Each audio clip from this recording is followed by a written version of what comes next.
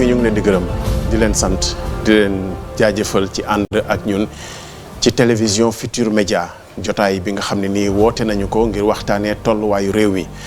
jotaayu tey bi nag ñu jëmale ko ci wàll woo xam ne wàllu yoon la ak yoonal ak xëy na lu ñu peut-être mënagul a tekki waaye suñu borom xam-xam yi dinañu ci dimbale état de droit li nga xam ne moo ñu tënk ñun ñëpp te bu ñu déggoo ci charte ne dañu am état ñu xalaat ci yan charte lay doxee ba ñëpp mën cee xaj ñu am mbégte nag di fi dalal comme d'habitude ñoo xam ne peut-être kenn gënu leen a yey pour gindi ñu ci jotaayu tey bi ñuy remercier aussi chancellerie ministère de la justice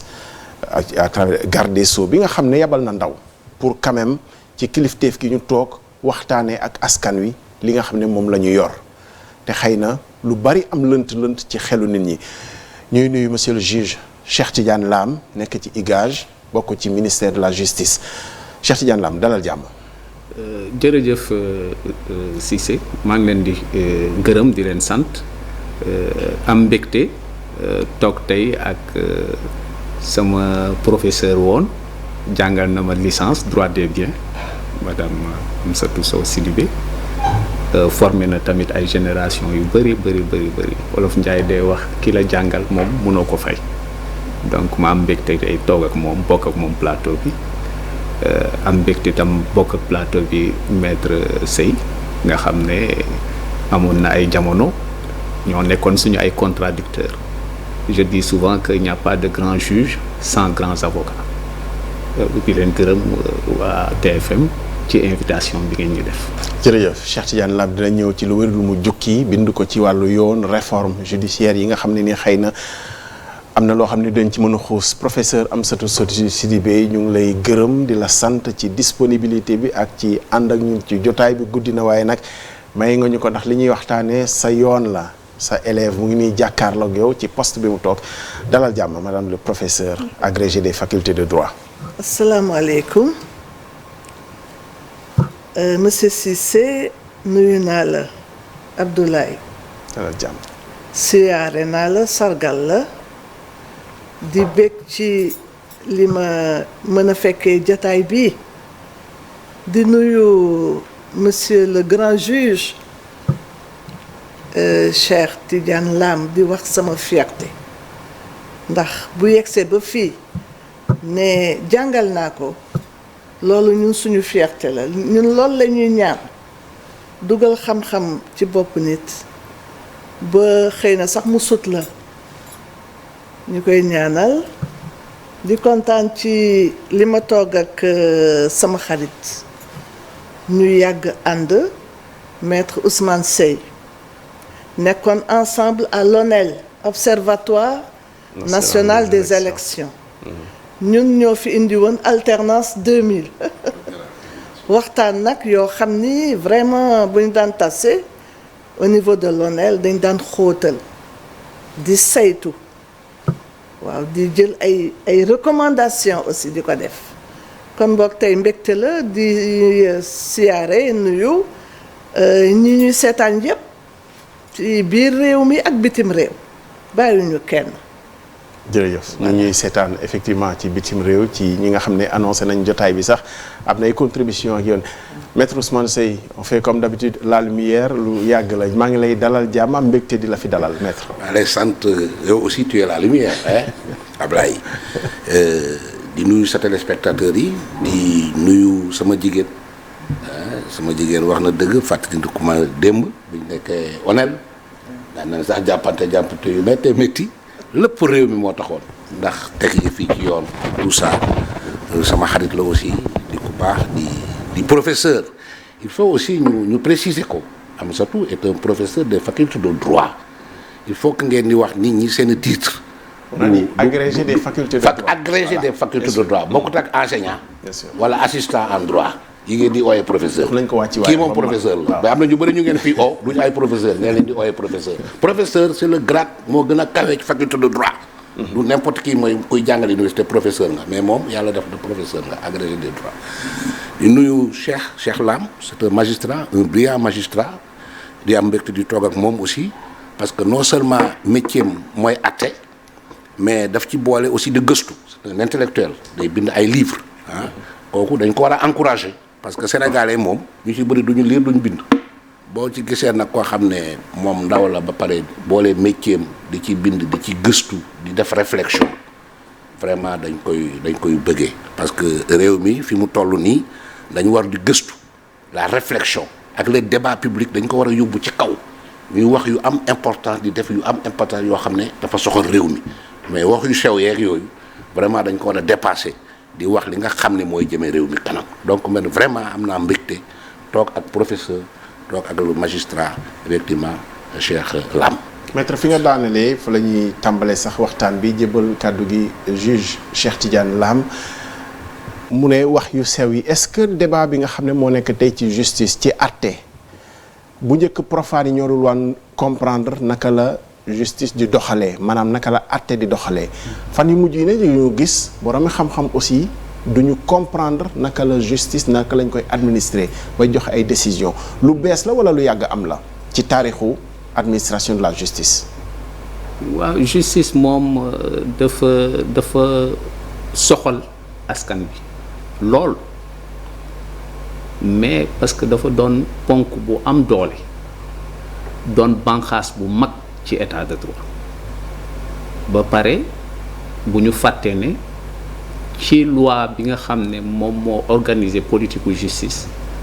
article bi ci njëkk dañu ne la justice est rendue au nom du peuple sénégalais donc ñun ñi àtte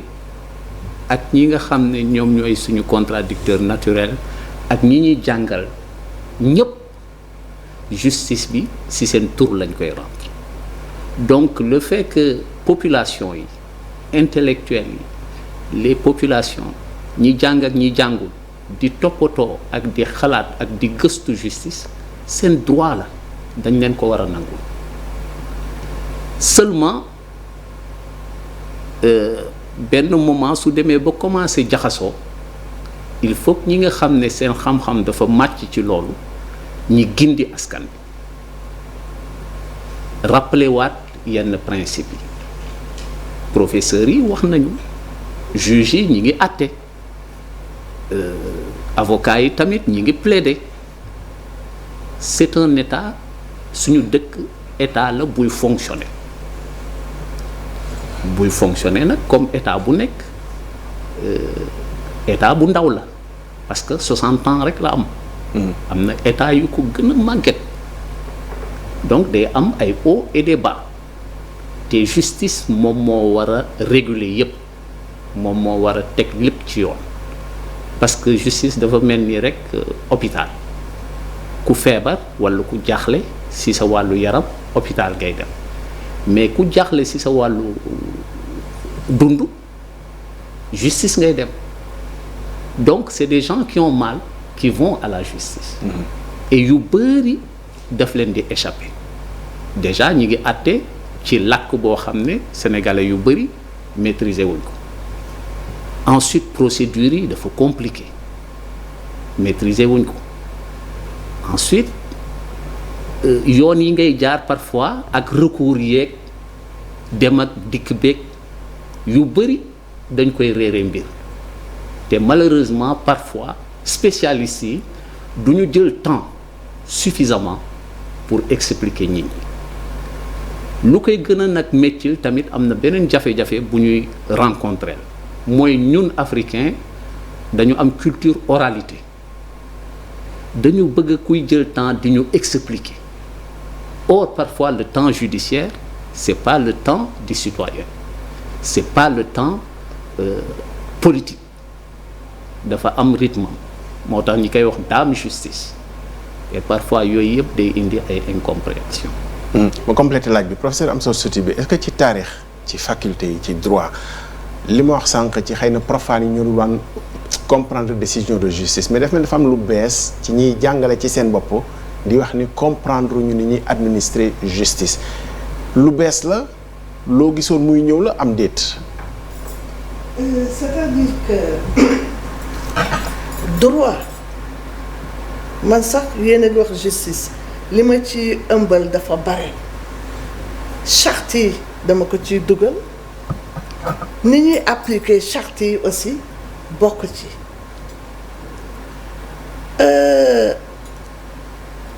ay règle la ñun ñi bu ñuy jàngale droit dañuy naan nit ki nii la fii la war a jaar charte bi lii la wax lii la tëral examen bu amee ñu laaj leen ci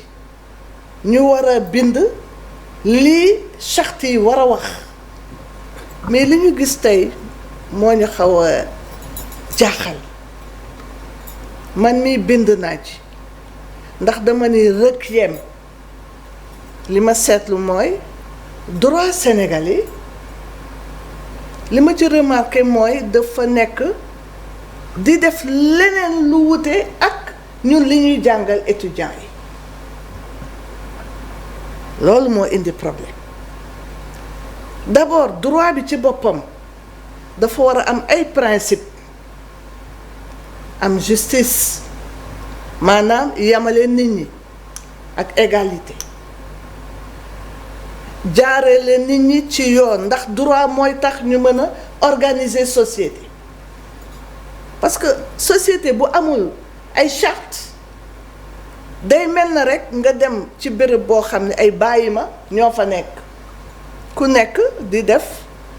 na mu la neexee xëy na sax ci ñoom xam am na tuuti ay charte ci biir bàyyi may mais ñun société bi nga xam ne ay nit ñoo fa nekk dañu naan ku nekk yëf bi nii la nga xam ko fii nga war a jaar nga xam ko war faa jaar fii waroo fa jaar nga xam ko doo fa jaar mais li ñuy seetlu mooy suñuy charte léegi dafa sax faral di lëndëm ëllëg mu leer nit ku nekk xam loo war a def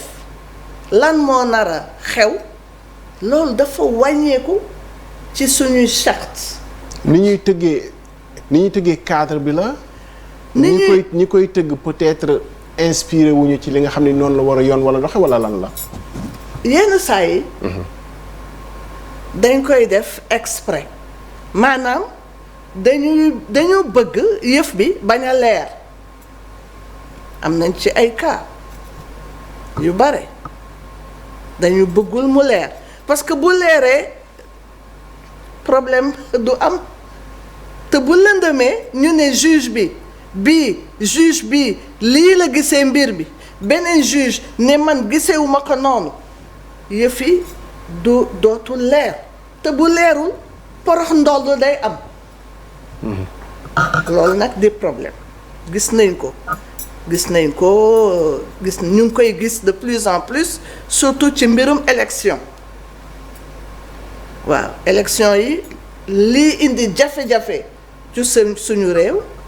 boo saytoo bu baax lu ci bare mu ngi jóge ci charte yi waaye dafa am beneen affaire boo tax population yi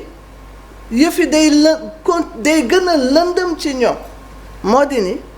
yenn saa yi mbir mi sax day leer juge bi jaar wiiri jaari ndaari ba ni nii la te fekk warul nekk noonu fa foog ñu jàll ñàkk àtte yoon la walla yoon wi la ñuy comprendre wul juge bi su bëggee yëf bi leer ci boppam day leer ci boppam mais bu fekkee ni dafa bëgg lii muy xool jaarale ko beneen yoon bu dul yoon bi mu war a jaar mooy am problème ndax yenn saa yi day xaw a leer day leer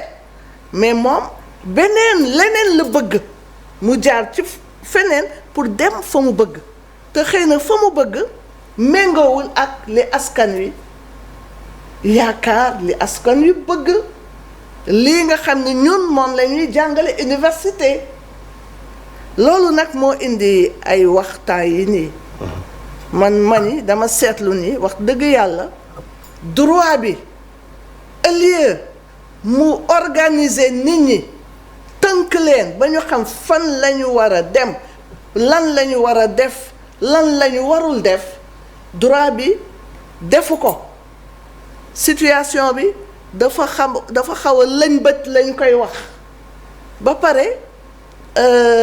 donc règle yi seen bopp dañuy indi jaxasoo ak lëndëm ñu war koo leeral xam naa bu ñu demee ba ci biir am na ay exemples yu ñu war a mën a joxe yoo xam ne waroon na leer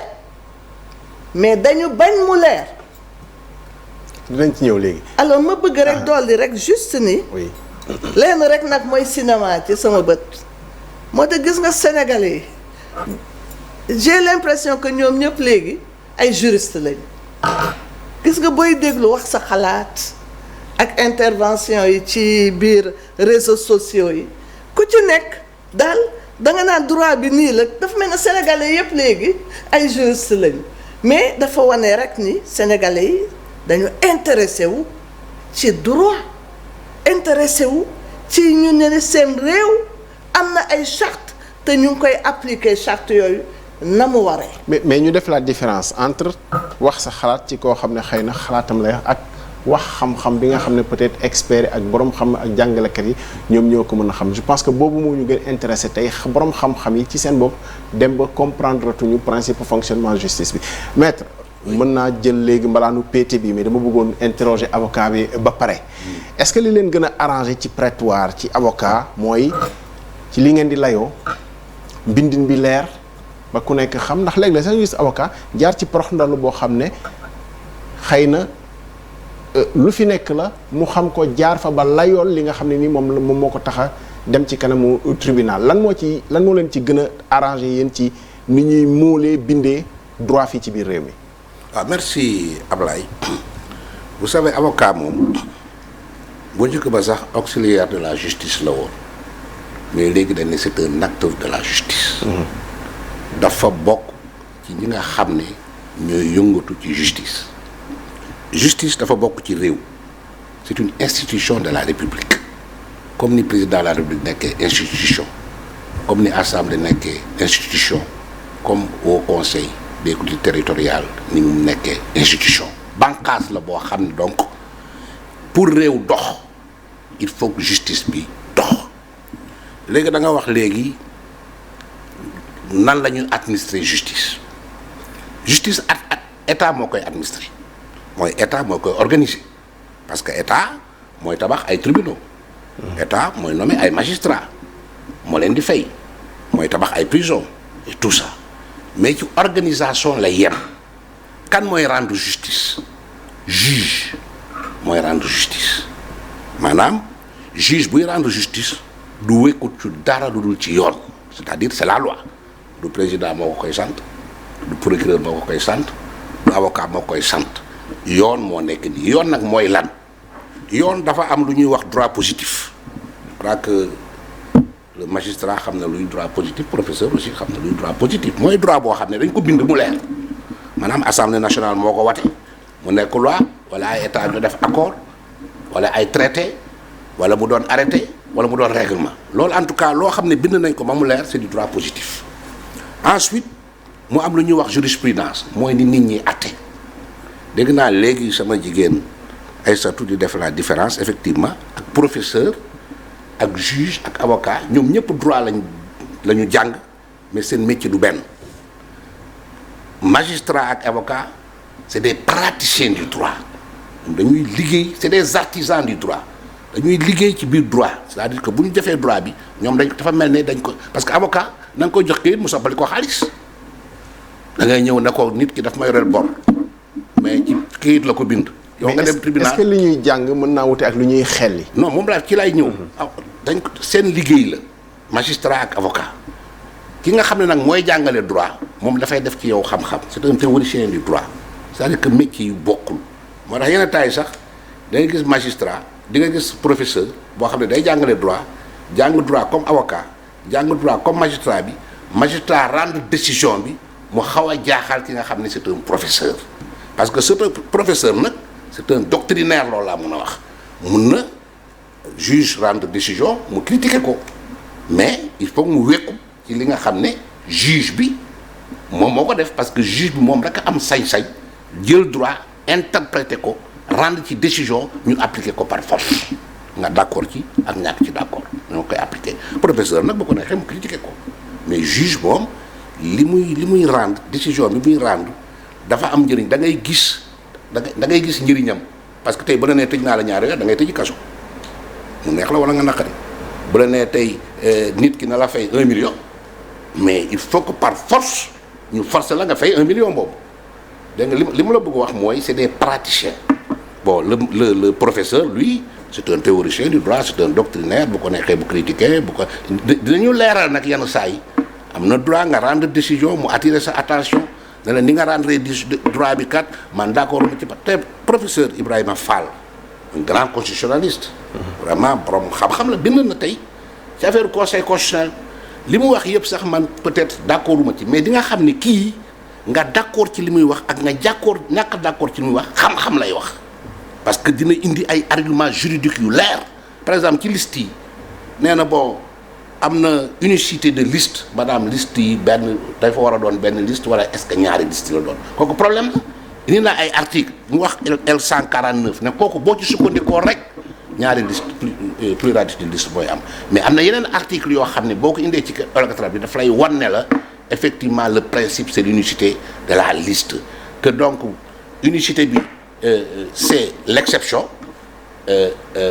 c'est le principe plutôt et la pluralité mais teg ko ci ay arguments yu bien yoo xam ne man franchement d'accord naa ci argument yi wax mais man sama xalaat mooy liste yi c'est pas l'unicité c'est la pluralité de liste kooku man en tant que avocat ci sama gis-gis ci ni ñuy defee vote ak expérience bi ma am ci droit électoral loolu laa jàpp mais moom argument yi ma jox vraiment doolu naa ko parce que c'est des arguments juridiques loolu laa bëgg. mais dégg nga ko aussi comme yaa ko junj mu wax ni décision yi conseil bi rendre c'est des décisions chrysogènes xam nga loolu lu ñu mën a dugal. ci crise est-ce que dafa aaju ci droit wala dafa aaju ci interprétation. waaw moom professeur la. dafay critiquer. c'est son rôle xëy na suba bu ñuy joxee conseil constitutionnel pour mu àtte dinañ ñëwaat ci li mu bind xool ndax loolu war nañ ko tenir en compte wala déet c'est bien que nit ñi professeur yu mel ni moom ku mel ni Amsatou ñuy bind ci décision yi di ko critiquer parce que loolu mooy seen rôle bind na ci conseil constitutionnel moom xalaatam fi mu demoon mais conseil constitutionnel li ma ciy wax rek mooy ñun les praticiens du droit ak bu conseil constitutionnel rendre décision par exemple mën nañ ci d'accord mën nañ ci bañ a d'accord mais li nga dañuy tënku ci yoon parce que constitution moo ne conseil constitutionnel bu xasee ba rendre décision boobu mu rendre kenn mënul ci daal dañ koy appliquer ñun dañ koy appliquer ak loo ko mënti critiquer da nga ko war a appliquer loolu mooy yoon bu la neexee nag nga critiquer ko le professeur l'a bien critiqué mais man en tant que avocat décision bi nga xam ne conseil constitutionnel moo ko rendre ma d'accord ci wala ma nakk ci d'accord dañ koy appliquer loolu mooy dëgg yoon loolu mooy état de droit mooy nit ñëpp tënku ci yoon nga d'accord wala nga ñàkk d'accord juge yi fi nekk conseil constitutionnel cour suprême luñ décider rek nga d'accord ci ba pare nag voies yi nga xam ne moom la yoon may pour nga dem contester ko nga jaar ci yoon yooyu mais kenn du xeex droit ci tali bi te d'accord ma ci nit ñi jóg leen ñëw leen ñu xeex ñu kii loolu moom état de droit. maître aspect boobu xam naa politique bi la aussi c'est presque géométrie à variable là selon. position nit ñi ci fi nga xam ne nii moom la ñuy nekk mais loolu mën nañ la ko bàyyi nangu. non dama wax ne état de droit. dàq na ñëw ŋaññ justice d'une certaine manière saaga magistrat yi woote nit ñi pour ñu xeex décision boo xam ne justice moo ko rendre. loolu mais moom lay wax loolu dafa mel ni ci posture bi nga xam ne nit ki ci lay nekk la parce que boo jëlee li fi nekk tey. am na lu ko gën a grave loo xam ne ci at yu ñu passé la c'est-à-dire nit ñi peut-être nit ñi fi nekk tey di critiquer juge sax mën nañu inspiré wu ci li nga xam ne ñi yor tey réew mi nguur gi wax nañu si jamono loo xam ne défier décision de justice la woon. mais loolu dépassé nañ ko est-ce que posture d'accord jamono ji dañu war a jëm kanam. monsieur le juge Cheikh Tidiane Lam est-ce que li maître Ousmane Seye wax ne li état de droit mooy justice lu mu dogal ñu tënku ci est-ce que war nañoo dem ba. yaakaar ne xam ne li muy dogal dëppoowul ak yoon parce que loolu moo feeñ quand même ci yu mujj yi nga xam ne ni peut-être moo waral suñu jotaayu tey bi. waaw bon li ñuy mën a tuddee espèce su crise mën nañ ci jël loo xam ne maître Ousmane wax na dëgg professeur wax na dëgg te bind naa ko sama téere c'est-à-dire juge bi loi bi moo ko tënk. mais de plus en plus dañu war a nangu ne qualité loi bi mi ngi dégradé wu parce que ki nga xam ne mooy père de la loi de l'état de droit muy Montesquieu dafa bind livre boo xam ne daf ko tuddee de l'esprit des lois c'est-à-dire loi bu nekk dafa am esprit juge bi nag suy interpréter ba loi bi lëndëm dafa war a xool esprit loi bi lan la masalan droit électoral bi mooy le débat man dama jàpp en tant qu'intellectuel mooy l'esprit des lois d'une loi électorale c'est de favoriser la participation citoyenne et la pluralité de la participation donc suñuy interpréter dañu war a interpréter dans le sens de faciliter la participation et non dans le sens de compliquer la participation. On l'a vu en France, on a élu des femmes de chambre à l'Assemblée nationale et c'est des députés de Paris, de la capitale, n'est-ce pas? Donc il y a une diversité mais qualité de la loi loolu tamit université am na ci une part la qualité également du débat parlementaire am na ci une part parce que science la bu ñu tuddee la légistique loi dafa am nu ñu koy bindee ba nga xam ne dina am qualité ci clarté n'est-ce pas donc si côté boobu am na jafe-jafe. mais pourtant juge bi. deuxième jafe-jafe bi toujours si qualité de la loi bi dañu am tendance di voter des lois très importantes en urgence en procédure d'urgence moi je ne suis pas d'accord il faut laisser le Parlement débattre ñu soulever les difficultés xool nan lañ koy dépasser parce que sur certains points dañ ko war a dépasser c'est-à-dire Sénégal fi ñu toll nii waroon na dépasser ñu discuter ci ay participation ak ay kii donc le débat doit aller vers des questions de fond beaucoup plus délicates que des questions de procédure yoo xam ne parce que on vote depuis 1789 donc les modalités de vote Sénégal war na ko dépasser de telle sorte que waroon nañu arriver ba nga xam ne contestation bi waratul situer à ce niveau. La deuxième difficulté parfois c'est les professeurs qui sont en partie responsables parce que selon le bord où ils se trouvent ils interprètent une notion claire dans un sens différent de telle sorte que les citoyens et les justiciables sont déroutés. Parfois on voit le même professeur qui enseigne dire une chose et son contraire sur une notion. Ça aussi c'est problématique, n'est-ce pas? Mais c'est un débat scientifique dafay am des critères comme l'a dit madame le professeur am na si loo xam ne il faut que ñu tënku ci d'accord ne notion bi lii mooy sensam moom la ñu jàngee université juriste yëpp d'accord si mais mënuñu passer notre temps à avoir une interprétation à géométrie variable. Il y a des règles qui sont claires qui ne souffrent pas d'interprétation et li ñu jàngal université mooy il est interdit d'interpréter une règle claire. Maintenant, s'il y a une règle qui n'est pas claire, on va interpréter dans le sens de l'esprit de la loi. Par exemple, dans le Code du travail, s'il y a une loi qui n'est pas claire, on l'interprète en faveur du travailleur, qui est censé être la partie la plus faible. Et la loi, le principe de la loi, c'est entre le fort et le faible, c'est la volonté qui opprime et c'est la loi qui libère. N'est-ce pas? Donc, jafe-jafe yi dafay am si base yooyu. Dafa mel ni un débat démocratique ça repose sur un consensus il faut que mu am yoo xam ne dañ si d'accord la nation repose sur un consensus c'est un commun vouloir de vie commune am na ay valeurs ay règles yu ñu d'accord tënku si nangu ma joxe exemple cousinage à présenterie si constitution bu yàgg la nekkoon lañ ko théoriser mooy la charte du Mandé au XIIIe siècle mais ba léegi sénégalais yi nangu nañ ko soo nekkee tukulóor taseeg séeréer soo ko calé ça passe automatiquement parce que c'est une valeur acceptée n'est-ce pas donc valeur démocratie ak valeur état de droit c'est des valeurs yoo xam ne ñépp ci war a tënku ce qu'on a tendance parfois à oublier mooy que état bi ci boppam il est tenu de respecter la loi or foofu tamit ñu ngi fay gis parfois ay jafe-jafe. beneen voie bi war a am et je termine par là mooy que citoyen bi s'il n'est pas d'accord par rapport à une décision du juge parce que juge du yàlla il a des pouvoirs formé nañ ko mais mën na juum moo tax ñi prévoir des voies de recours mais fii ñun souvent du ñu dem ba jusqu'au bout des voies de recours et am na ay mécanismes yi ñu prévoir yoo xam ne sénégalais yi duñ ko utiliser même conseil constitutionnel même une loi qui n'est pas claire il y a l'exception d'inconstitutionnalité mais qui n'est pas très utilisée loi boo xam ne baaxul citoyen bi mën na soulever exception d'inconstitutionnalité bu njëkk ba il faut nga dem ba Cour suprême pour mën ko soulever la réforme de 2016 xaw ko élargir bu tuuti c'est une bonne réforme je pense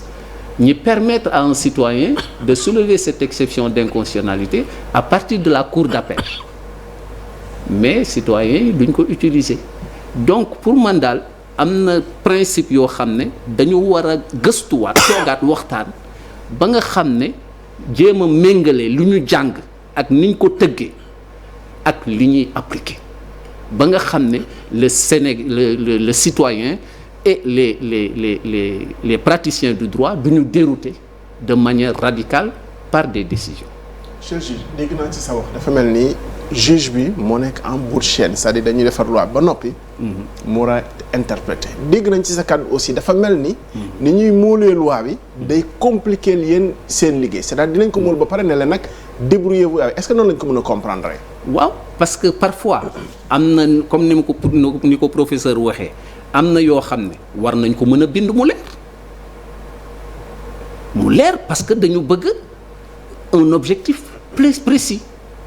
nañ ko bind mu leer nañu def des dispositions transitoires claires ba nga xam ne l'application est facile pour le juge et la marge d'erreur est réduite mais loolu tam su amee citoyen bi su d'accordul nañuy faral di bëril ay recours parce que bu ñu ne rek jël nañu une première décision d'accord ñu yem fa parce que recours yu bëri mooy tax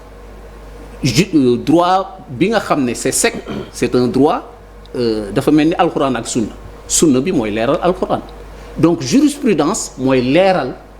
loi. waaye maître mu ngi fàttali léegi nag. conseil constitutionnel mu dogalee rek dara des ci lu ñu tënku ci rek te avancer. non on peut les citoyens ont le droit je pense dans une démocratie les citoyens ont le droit de dire qu'ils ne sont pas d'accord par rapport à une décision. Oui, elle est applicable. Les décisions de justice sont applicables et tout le monde, y compris l'État et ses démembrements, sont tenus de respecter. Gis nga maître. Mais attendez, léegi dafa war a am ay recours, n'est-ce pas? Quand le Conseil constitutionnel prend une décision, mais on est membre d'organes supranationaux et il y a des cours communautaires. Mën nañ dem foofu mais def d'autres recours n'est-ce pas mais ci tout ça c'est possible mais je veux dire pour man suñu droit pour que mu mën a gën a dund il faut que citoyens yi di def ay recours ba pare respecter loi bi comme il l'a dit parce que contester tamit les décisions de justice de manière radicale tamit baaxul parce que légitimité juge bi dafay wàññeeku te suñu wàññee légitimité juge bi dañuy nasaxal l'état de droit mais faudrait-il que juge bi légitimité tamit mooy jël des décisions juridiquement justifiées mais techniquement applicables parce que c'est pas du fétichisme juridique on peut prendre une belle décision si elle n'est pas exécutable mais si elle crée plus de problèmes qu'elle n'en résout ça aussi c'est sujet à débat. Mais est-ce que loolu monsieur le juge Cheikh Tidiane Lam est-ce que amul exemple yoo xam ne tax na xëy na nit ñi yaakaar ni justice bi dafa tënku ci xëy na maandu sax ci yenn yi parce que def recours ci juridiction supra yooyu def naa am na fi ci cas boo xam ne peut-être on n'a pas besoin de revenir là-dessus ci cas Khalifa Sall ak leneen pourtant bi mu dellusee juge yi dañ cee maandu bañ cee tënku ci li nga xamante ne nii même ci parrainage bi par exemple ci li nga xam ne nii cour de justice bu CEDEAO wax na ko recommander état bu Sénégal pour mu dindi ko est-ce que juge bu ci biir réew mi mënoon na ne ah le cour suprême bale dogal man mënuma koo teggi bu fekkee ni jébbal nañ ma laaj bi. waaw mais le juge encore une fois sa légitimité banxaas bi nga tax mooy dëgëral juge mooy mu appliquer la loi qu'elle soit une loi interne ou une loi internationale man nekkoon naa juge di àtte ci juridiction mais dañuy appliquer des conventions internationales dañuy appliquer des OHADA c'est un droit communautaire n'est-ce pas donc état bi ce qu'on oublie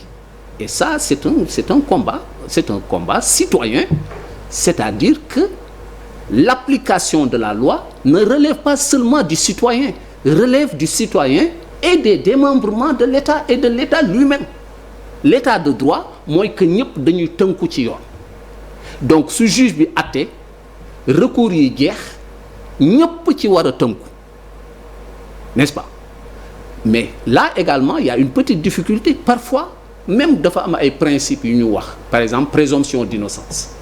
présomption d'innocence mooy que kenn suñ ko tuumalee dara kenn warul wax ne criminel la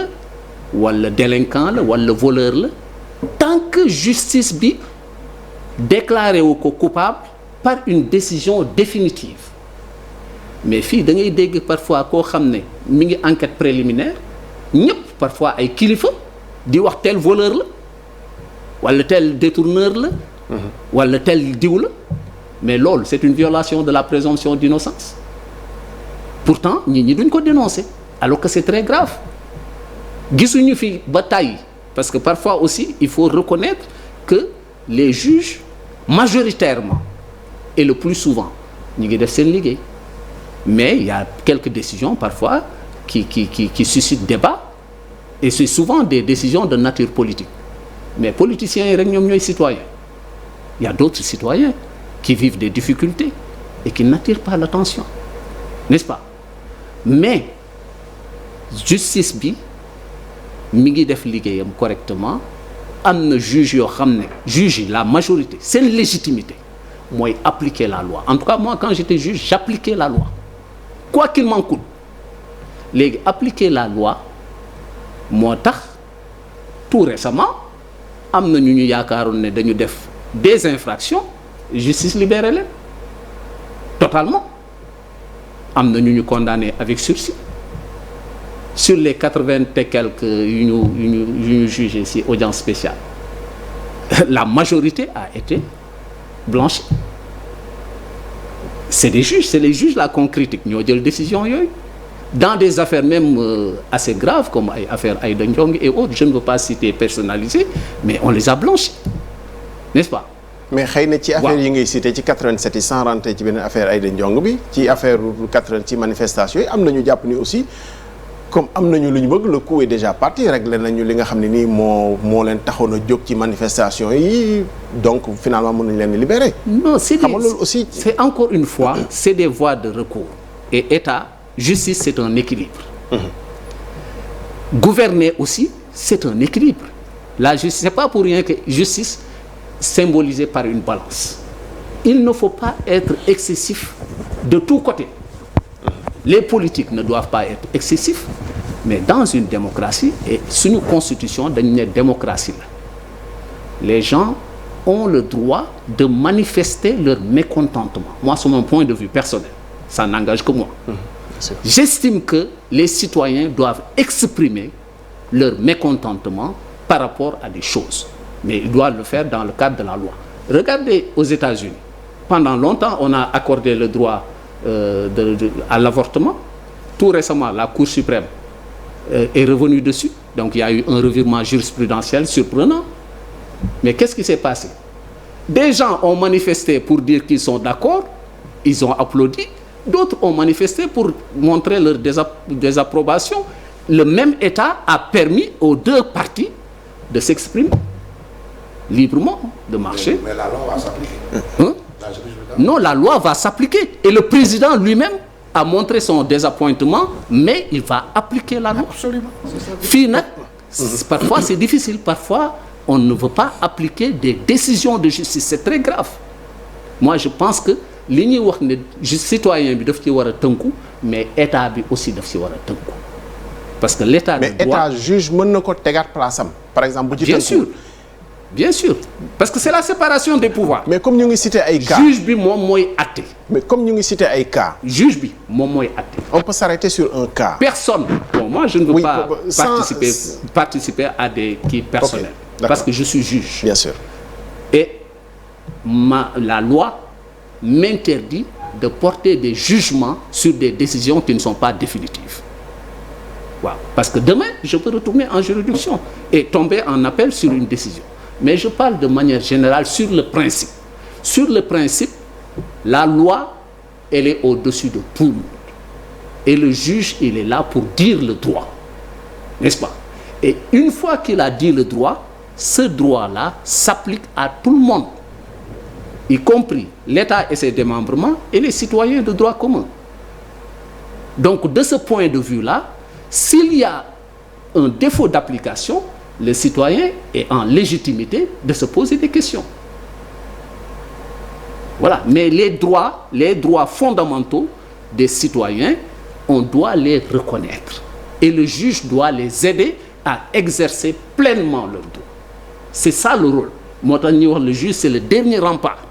Et loolu moo tax ñu permettre aux avocats d'exercer librement leur défense pour défendre la veuve et l'orphelin et en particulier les personnes qui sont en position de faiblesse. C'est mon point de vue. Professeur, par rapport à ça. bu weesoo principe yi def naa principe yi dinañ ci d'accord ci ni juge yi dañuy joxe décision au nom du peuple ak yooyu ci cas yi nga xam ne mën nañ ci taxaw est-ce que parfois da nga yaakaar ne justice bi dafay pour utiliser un terme bu ñu xam waaf bu dee nguur gi la par exemple bi ma bëgg a joxe moom laa doon laaj léegi ci cas wu parrainage bi par exemple am na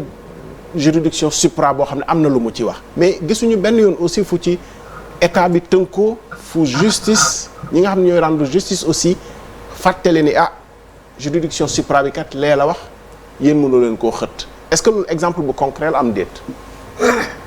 Abdoulaye dinaa dellu si ci mbirum parrainage bi parce que defe naa ni ki waroon a def sax du juge bi mais gouvernement bi jaarale ko après ci assemblée nationale ndax bu CEDEAO nga xam ni ñun dañu ca bokk ñiy dëggal charte CEDEAO yi Sénégal bokk ci te en général yooyu bu amee ci numéro 1 yi la ñuy nekk ci ñiy gën a wax ci ñiy gën a expliquer ci ñiy gën a wax ni nii la war a demee CEDEAO bu gisee Sénégal maître Abdoulaye Tine introduire fa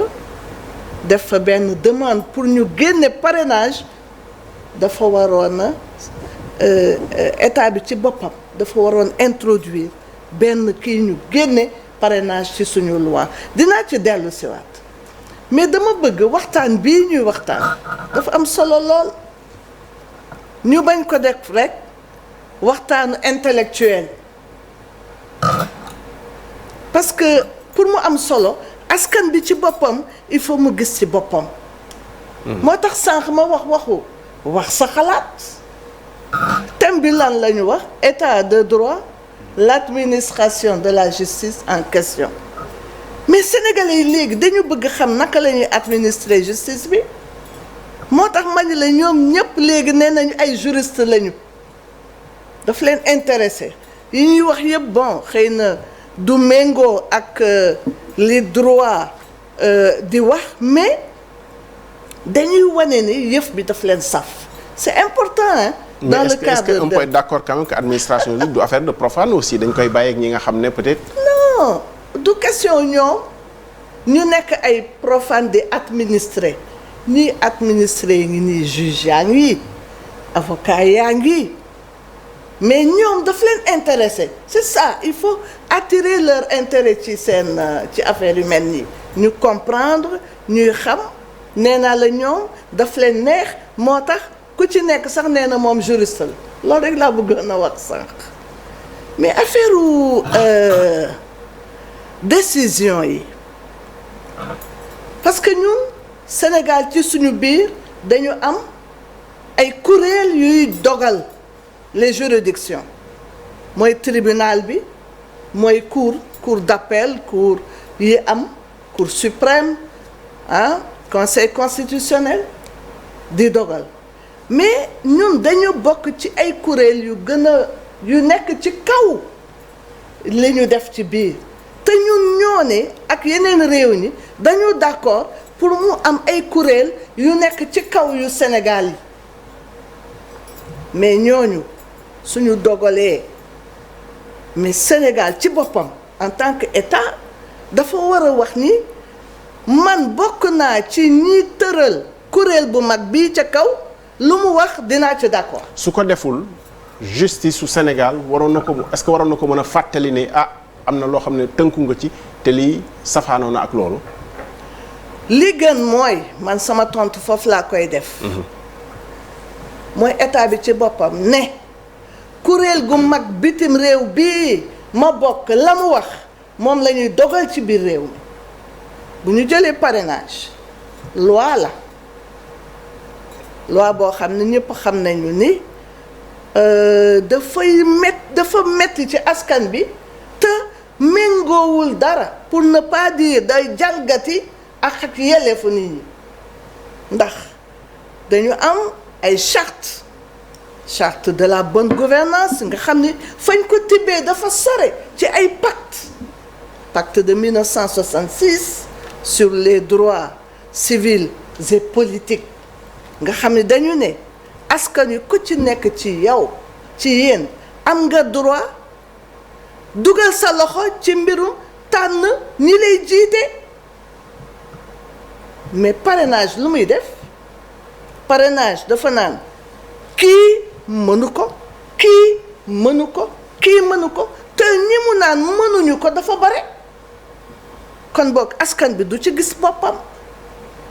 loolu rekk waroon na tax bi CEDEAO jëlee dogal bi Sénégal ne ñëw ne man comme ñi tëral ñi tënk ñi togg CEDEAO laa bokk dinaa génne parrainage ci mbir ma boole ci leneen gis nga parrainage ñun xam nañ ko jaar nañ fa man 2019 dama bokkoon ci 29 yi nga xam ni conseil constitutionnel dañu ne du ngeen nekk candidat élection présidentielle kon xam naa luy parrainage bi yoon nii sax sonnan naa ci parrainage mais parce que parrainage conseil professeur xam naa mais bëgguma ñu may ma tuuti ma yeggale sama li ma bëgg wax du sama cas mais il faut que bu ñuy def théorie mu am ay pratique ñu teg ko ci dara donc parrainage conseil CEDEAO li taxoon mu gën koo sax bañ a nangu moo di ni yow mii soo parrainé dinañu xam kañ nga juddu foo dëkk lépp te kan nga nar a voteel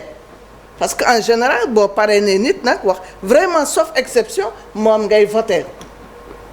donc parrainage dañ ko saytu ko même ñoom Union européenne saytu ko ba ni lii suñu réew Sénégal nga xam ni seetu la woon vitrine la woon ci démocratie vraiment méngoowul ak lii alors Sénégal ci boppam moo waroon wax rek wax dëgg yàlla sama dignité en tant que dëkk ma dem ba wax ak samay nit yeneen état yi ba ñu tënk ba ni lii man loolu duma ko génne kon boog comme ñoom nee nañ ma parrainage baaxul naa ko fi génne naa ko génne lu ma yàqal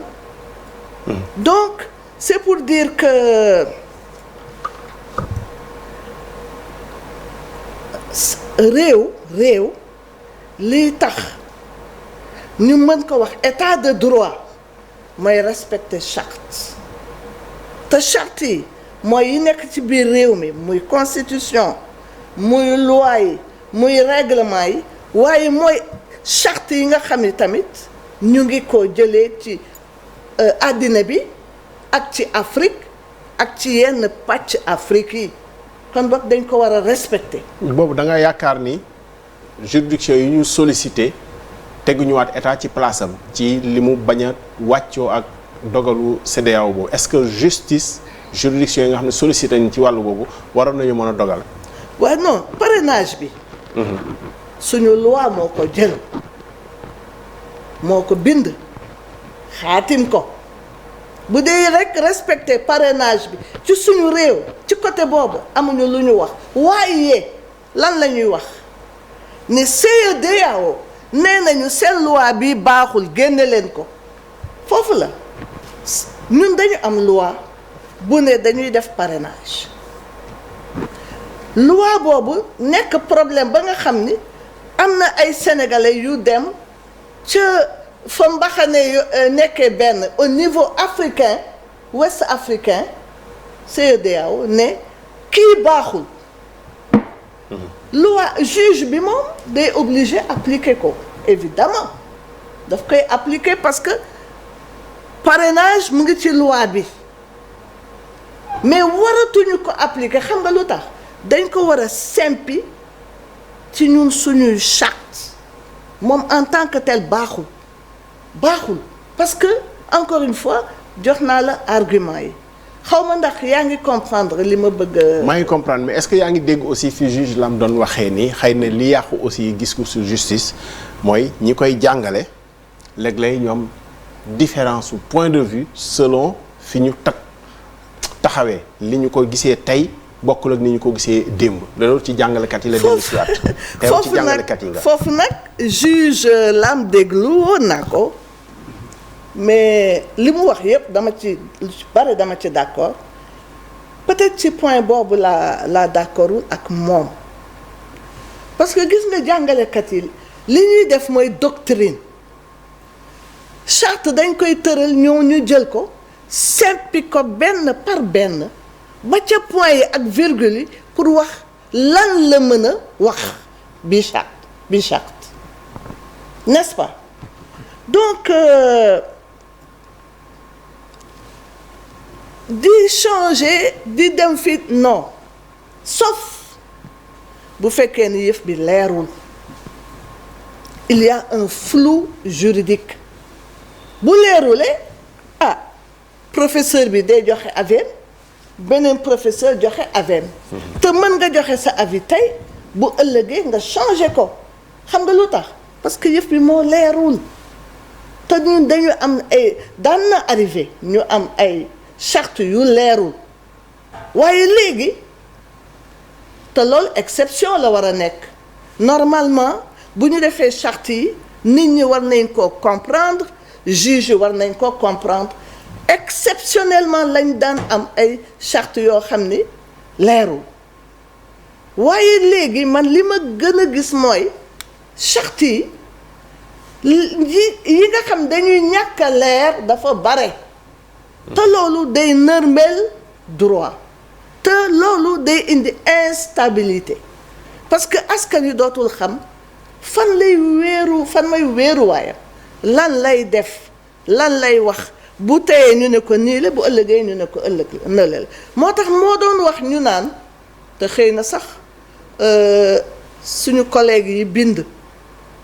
benn pétition professeurs yi manifeste loolu la ñu gis parce que booy jàngal étudiant bi droit day nekk lu leer nga ne ko lii mooy droit objectif mooy lii droit subjectif mooy lii droit objectif mooy charte bi règle de droit bi droit objectif mooy say àq ak say yelleef bon mais bu fekkee dañu dem ba nga xam ni mënatuñoo wax nii lan mooy droit objectif lan mooy droit subjectif lan mooy preuve naka la ñuy prouver droit mais droit day nërmeelu te bu nërmeeloo instabilité lay indi instabilité parce que droit encore une fois mooy organiser société bi dafa war a leer rarement lañu daan gis man gisoon naa benn disposition boo xam ni moom ñépp xam nañu ni c'est un flou juridique dañu naan ci succession ndono naka la ñuy xamee ni kii dafa bëggoon ndonoom ñu def ko ci charte charia wala dafa bëggoon ndonoom ñu def ko ci charte bi gën a jege bu tubaab bi. ñu ne comportement nit ki la ñuy xamee ndax dafa bëggoon l'islam ñu appliquer ko wala droit moderne comportement boobu nag jafe lool. interprétation mais ay cas yu raar la woon mais léegi foo laal ci côté boobu day metti interprétation moo tax may yërëm naa juge yi te yërëm naa avocat yi parce que ñoom naka la ñuy appliquer le droit. léegi c'est devenu un problème en tant que avocat ak homme politique parce que aussi maître fekkee nga yu bëri yi nga xam ne ni moom moo fi jaar te c'est vrai crispation climat bi autour de la justice lu bëri ci processus électoral bi la aaju juge Lam wax na léegi quand même ni ñuy moolee loi yi surtout mu wax ni loi yi ñu jàlle procédure d'urgence yu ci bari peut-être ñàkk koo waxtaane ñàkk koo xóotal mooy compliquer aussi interprétation bu ñu ko dellu siwaatee ci juge bi est-ce que loolu ci wàllu moolin bi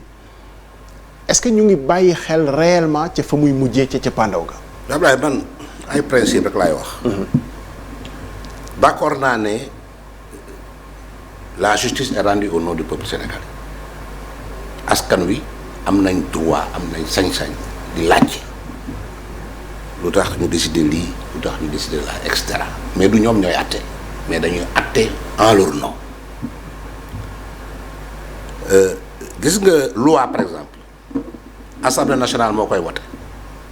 soit dafay leer ñu bind ko juge bi applique wala leerul juge bi interprété ko keneen mënu ko interpréter du moom professeur du man avocat c'est le juge qui applique la loi quand la loi n'est pas claire loolu mooy principe nañ ci tënku. mais il y a la doctrine quand même. doctrine de loi qui donne un avis. doctrine de loi. Non, quand la loi est claire le juge n'a pas besoin de la jurisprudence ni de la doctrine pour appliquer la loi. lan mooy indi loi bañ a clair. ci inspiration bi la nañ ko bindee. léegi est-ce que loolu est-ce que dafay rejoindre li juge Lam doon wax. quand même c'est-à-dire ñàkk expertise ci ni ñuy bindee loi aussi. est-ce que c'est pas ça qui est en cause par exemple loi. xam nga magistrat du ko bind. avocat du ko bind. professeur du ko bind. ay député yoo xam ne dañuy politique nekk assemblée nationale ñoo koy bind wote ko suñ ko bindee bu leeree juge bi amul problème daf koy appliquer mu leer nañ bu lëndemee nag yoon moom la may mu interpréter ko bu ko interpréter ko rendre ko bu la neexee nga bàyyi noonu bu la neexul nga def ay voies de recours def appel. mais bu fekkee ne yenn décision ba nga xam ne la décision est définitive dans un état de droit li war bëpp nit bëpp citoyen mooy appliquer cette loi la définitive cette décision définitive léegi nag réew dafa am lu muy doxee par exemple boo nee Sénégal dafa am lu ñuy wax souveraineté Sénégal dafa moom boppam am cour suprême am ay tribunaux am lu ñuy wax conseil constitutionnel gis nga CEDEAO bi di sama jigéen Aïssata Amsatou di wax nekkul une cour suprême au-dessus de la cour suprême du Sénégal ou bien du conseil constitutionnel du Sénégal te ñoom ñoo koy waxal seen bopp d'ailleurs sampuñ CEDEAO aussi pour muy censurer les décisions de justice rendues souverainement par le Sénégal du rôle mooy le droit communautaire la war a defar gis nga boo ñëwee par exemple ci parrainage bi c'est une loi qui a été votée souverainement par le Parlement sénégalais ñoo ko wotee mais bi ñu koy wotee dañ koy yóbbu conseil constitutionnel laaj conseil constitutionnel ak ndax loi bi sur le parrainage c'est conforme à la constitution ou non conseil constitutionnel ne leen loi bi c'est conforme à la constitution mu doon suñ loi boo xam ne souverainement suñ assemblée nationale moo ko wote suñ conseil constitutionnel ne c'est conforme à la constitution xam nga parrainage mooy lan mooy askan wi ñooy tànn candidat yi war a jongante élection day la boobu déglu ma rek boo buggee nekk candidat da ngay dem ci askan wi laaj seen voix nombre de voix bi boo ko amee nga xam ne askan wi nangu nañ pour nga dem jongante bugg nekk président wala bugg nekk député wala bugg nekk maire loolu moo ko sas moom mooy loi sur le parrainage dafa am solo parce que ki nga xam ne moo yore réew am na situation yoo xam ne bu amee moom mooy responsable bi boo buggee ñëw élection mu am 47 listes nga war a voter ñaari fan loolu kenn mënu ko def moo tax ñu indi parrainage comme dans tous les pays démocratiques am na filtre ñun parrainage lañu opté parrainage daal populaire. maître autant tout à l'heure bëgguma woon professeur. gis nga defoon débat sur le parrainage autant gis nga ki yóbbu woon parrainage fale CEDEAO mais waxutoon ñu supprimer ko mënu ko wax avocat la waxul CEDEAO na nga supprimer parrainage da ko doon laaj ne ko parrainage dafay tax ba candidat yi nga xam ne dañu bugg am parrainage du ñu matle yooyu la waxoon ñoom ñu tëb daal di leen supprimer leen mais un état souverain voté loi yam conseil constitutionnel ne ko loi bi c'est conforme à la constitution nga dem CEDEAO benn kii bu nekk fale ñëw na la supprimer sa parrainage. mais supprimer en l'état la ñu wax aussi. mais suba mu ne la supprimer sa constitution waxul bu parrainage am le principe de la souveraineté waxul aussi bu parrainage am. non dama ne loolu la wax mais déedéet waxul bu parrainage am CEDEAO dafa ne nañ supprimer le parrainage. ni ñu ko bindee baaxul. nañu waxul ko loolu dafa si. dafa ne nañ supprimer le parrainage. waaw mais parce que ni ñu ko defee li ñu ci wax mooy pour être très précis li ñu ci wax mooy étant donné que am nañu 300 partis légalement constitués boo jëlee. fichier électoral bi nga xam ne moom la ñu am 6 500 000 à considérer que 300 partis ku nekk bëgg na parrainage boo ko diviser boo jëlee fichier bi diviser ko par 300 minimum bi nga xam ne moom non mais si maître quand même 300 partis sont légalement constitués dans ce pays non mais maître nag yaa ngi indi ay notions yu bees coalition ñoo dem élection déedéet oui mais d'accord mais maître loolu mais ci loolu la ñuy juger aussi nombre de partis waaw mais maître maître quand même il faut que ñu des ci li nga wax parce que je pense que voilà est-ce que réécrire aussi relation bi am diggante cour de justice de la CEDEAO ak Sénégal parce que boo nee quand même obligé wu ñu tënku ci loolu est-ce que loolu principe de la primauté ñu bàyyi suñu conseil constitutionnel bàyyi suñu souveraineté. mais xëy na maître suñu duggee ci organes communautaires yi. waaw ça postule un abandon de souveraineté. mais quel abandon de souveraineté principe si quel abandon de souveraineté conseil CEDEAO bu ngeen jàngee les décisions du conseil de la CEDEAO ñoom ñoo njëkk a wax ne ñun amuñu droit de mettre en cause la souveraineté par nos décisions des peuples signataires. Ils ne remettent pas en cause la souveraineté. Encore une fois, si. exactement. Non, il y a un principe essentiel, principe. C'est le principe de la primauté du droit Quel droit? Sur les droits. Le droit dont on parle quand même. Non. En tout cas, je ne suis pas d'accord sur ça. Non, vous êtes libre. Je dis que le principe de la souveraineté s'oppose à ce que benn juridiction nga voté souverainement sa loi bu ñëw ne la supprimer ko. non bu la sax nga aménager ko mais nga supprimer ko je ne suis pas d'accord. le principe de suba nga def sa gouvernement ñu ne la dindi ko. non mais suba nga def sa constitution ñu ne la dindi ko. vous êtes libre de ne pas être d'accord. je ne suis pas d'accord. mais personne. non personne ne peut me convaincre. oui que loolu CEDEAO le principe du droit communautaire. xam nga loolu moo indi. d'ailleurs léegi ñu leen laaj c'est des principes. c'est pas de principe. le droit communautaire est un droit supranational. Après, ça va à l'encontre de la souveraineté. mais maître. Ça postule un abandon de souveraineté. Parce que loolu dañu dugg ci droit communautaire. Écoutez, xam nga. Ça postule un abandon de souveraineté. C'est moi qui ai la parole. Oui, mais on échange, maître. On peut échanger, oui. Mais est-ce que l'État est assujetti au droit? Mais l'État bénéficie quand même de certaines prérogatives exorbitantes du droit commun. Oui. On ne peut pas exécuter l'État par la voie forcée. Aussi bien sur le plan national que sur le plan international, ça aussi c'est des principes de droit. Mais dès que le problème est ça, d'accord, mais on est c'est la vérité ou c'est pas la vérité? Le droit mais un État souverain, nga ñëw daal di ko def looloo xam ne dafay État bi xam na ne ni kii c'est contraire à sa souveraineté, l'État a le droit de ne pas exécuter cette décision. Mais le droit communautaire maître, est-ce que du loolu mooy indi notion est-ce que du loolu mooy indi notion dafa am fu mu yem. Non, c'est que suñu droit communautaire moo am limite, mais dans les autres droits communautaires, dans l'Union européenne, c'est pas la même chose. Non, l'Union européenne peut contraindre un État à s'exécuter en faisant des amendes. C'est dans leur charte, c'est pas dans notre charte. Si. Non, c'est dans la charte de la gouvernance, il y a des règles. Jamais. Dans la charte qui nous lie à la CEDEAO, il n'y a pas ça. La Cour de justice de la CEDEAO ne peut contraindre aucun État à exécuter sa décision de justice. Peut-être 79. Jamais. Ne peut même pas rendre certaines décisions. Mais c'est l'idée politique. C'est pas possible. Idée au droit communautaire. Cour de justice lan la compétence. Benn compétence rek la am. Violation des droits de l'homme. Loolu rek il rétablit la personne dans ses droits ou bien il condamne l'État à une somme boo xam ne il faut dans chaque État mu am organe boo xam ne moo war a charger de l'exécution de cette décision. maître lii nga conseil état bi ci cas précis bi lii nga conseil état bi. La Cour de justice de la CEDEAO n'est pas une cour au-dessus de la Cour suprême du Sénégal ou bien du Conseil constitutionnel du Sénégal. C'est pas possible. La preuve, tu peux saisir la Cour de justice de la CEDEAO sans même saisir les juridictions internes. Donc c'est pas une Cour suprême. Vous remettre en cause quand même les décisions de la Cour suprême ou bien du Conseil constitutionnel, c'est pas possible. Professeur, est-ce que du lii par exemple ci sujet bi ñu nekk nii moo indi notion bi encore une fois on va pas circonscrire le débat ci manifeste 51 universitaires yi ci li ñuy wax ni li ñuy jàngale waroona ak conception wu décision yu ñuy rendre est-ce que par exemple ci sujet bi ñu nekk nii yow ñu considère invité la comme jàngalekat maître xëy na am na casquette mais bii mu waxee nii mooy casquette pété bi est-ce que du finalement non. li ñu wax mooy ñun. Moi je parle effectivement en tant qu'avocat. bu ñuy jàngal je suis d'accord maître je te le concède voilà est-ce que du finalement li moo indi no principe boobu nga xam ne génn na ci manifeste bi encore une fois pour dire que le droit que nous enseignons est en contradiction, je le cite de mémoire encore une fois parce que je suis emporté dans ce débat-là, le droit que nous enseignons ne correspond pas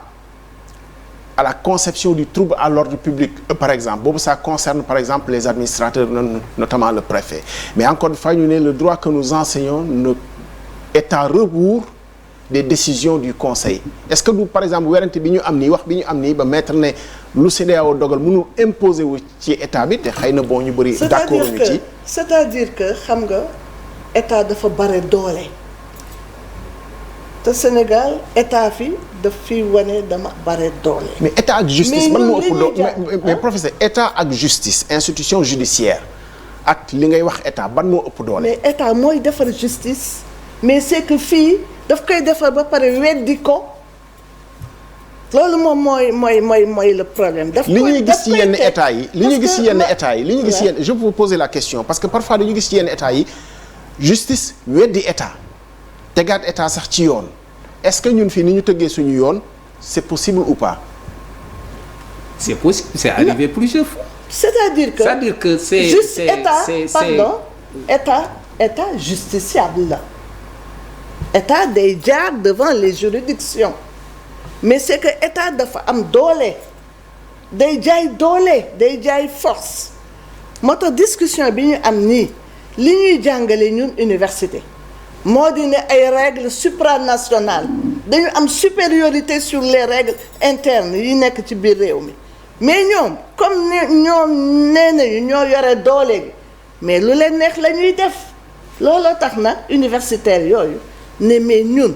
bu ñu duggatee ci amphi lu ñuy jàngal étudiants yi lan dañ leen naan droit communautaire droit supranational mën na jël décision dëkk ba ci biir daan ne sañu yoon nekku ci mais loolu jàngalekat bi lu muy nirool ci kalamu étudiant bi loolu mooy problème gis nga boo gisee ma ne requiem pour le droit sénégalais dama gis ne droit sénégalais bakkanam ñu ngi koy faat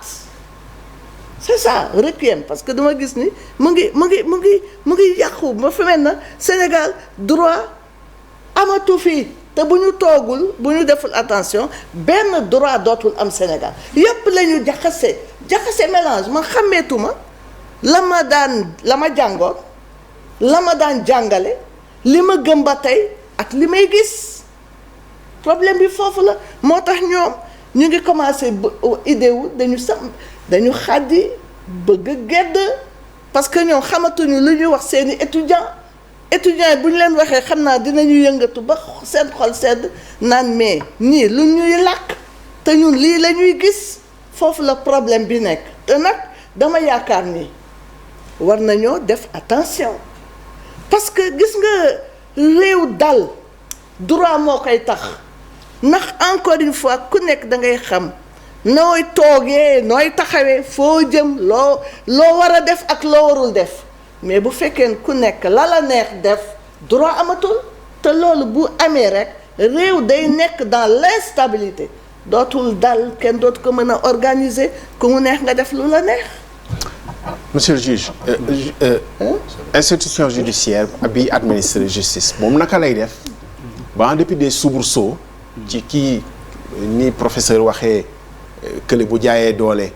kii peut-être dignité bu ñu ko bafoué institution judiciaire administration judiciaire moo koy delloo dignité naka la ñuy def ba tëddee njaaxaanaay ba xëy na nekk ci rek principe rendre la justice rien que la justice parce que perception bi tey mooy perception bi quand même je pense que yéen ñi administrer justice sax am ngeen dégg perception wu dina egsi ci yéen. waaw mais perception bi souvent la plupart du temps et dans la plupart des pays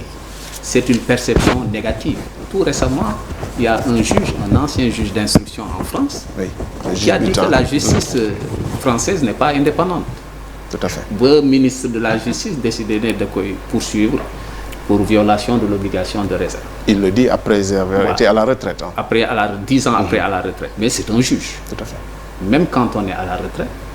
il y a toujours cette obligation qui pèse. Mais enfin, justice bi ay nit a koy administrer nit ñi dañu am seeni penchant dañu am seeni lubie dañu am seen sentiment moo tax juge bi dañ ko encadrer bu baax a baax avocat bi dañ ko encadrer n'est-ce pas de telle sorte que moo tax ñu prévoir voie de recours yi moo tax ñu prévoir collégialité c'est-à-dire que soo xoolee juge de base bi il est seul donc il peut être mën na am tendance peut-être à l'abus mais soo d'accord da ngay def recours généralement les instances d'appel c'est la collégialité et collégialité bi dañuy wax ne dañu bëgg ñooñu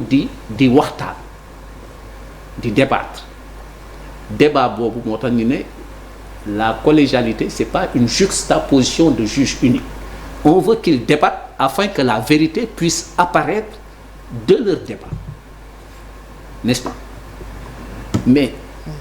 loolu su amee juge bi tamit dafa am ay banqaas yoo xam ne dafay gérer carrière am donc moom tam war na am plan de carrière bu leer constitution bi mooy protéger inamovibilité am mais là am tamit su amee sooxe mën na am jeexi ci sa manière d'administrer la justice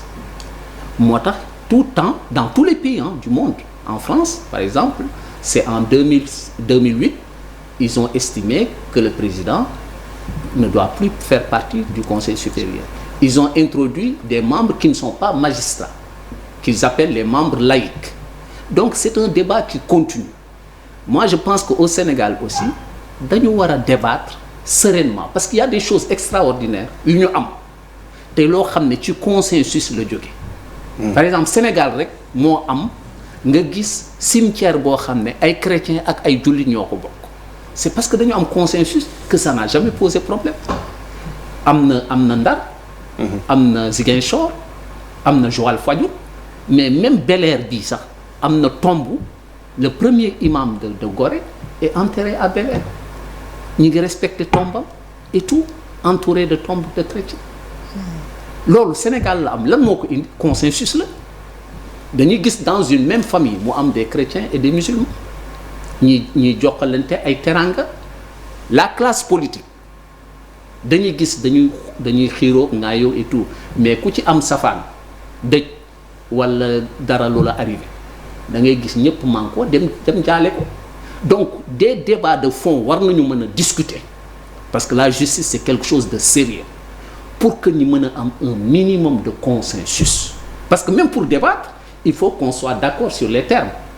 mais si on n'est pas d'accord sur les termes on ne peut pas avancer n'est-ce pas Maître a raison de dire que État kenn mënu ko exécuter de manière forcée mais suñu nekkee dans une convention il y a des abandons de souveraineté yoo xam ne État yi ñoo koy def loolu moo tax États-Unis balaa ñuy signer convention dañ koy jàng saytu ko bu baax a baax parce que dès l'instant où ñu signer ko rek le citoyen américain demande l'application tout de suite mais ñun nag souvent parfois dans l'euphorie dañuy signer ratifier convention yëpp on a ratifié beaucoup de conventions mais dans l'effectivité ça pose problème on a signé beaucoup de lois mais dans l'effectivité ça pose problème par exemple Sénégal dafa am délit de mendicité et de vagabondage mais les mendiants sont partout dans la rue bien sûr n'est-ce pas donc problème mu effectivité loi dafa am Sénégal te suñu rétablir les règles mettre de la discipline dans notre État essayer jéem a tënku ci loi mais suñu pays dafay na sax parce que loolu mooy indi ku nekk di def lu la neex et finalement plus personne n'est à l'abri personne n'est à l'abri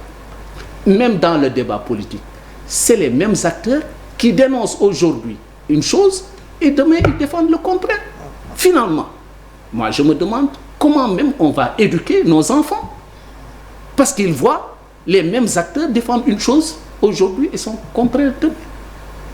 donc droit dafa am ay règles c'est une science exacte c'est pas une science boo xam ne de l'à peu près c'est pas de la philosophie on ne fait pas du droit comme de l'art pour l'art le droit les procédures c'est pour régler des situations ponctuelles des situations pratiques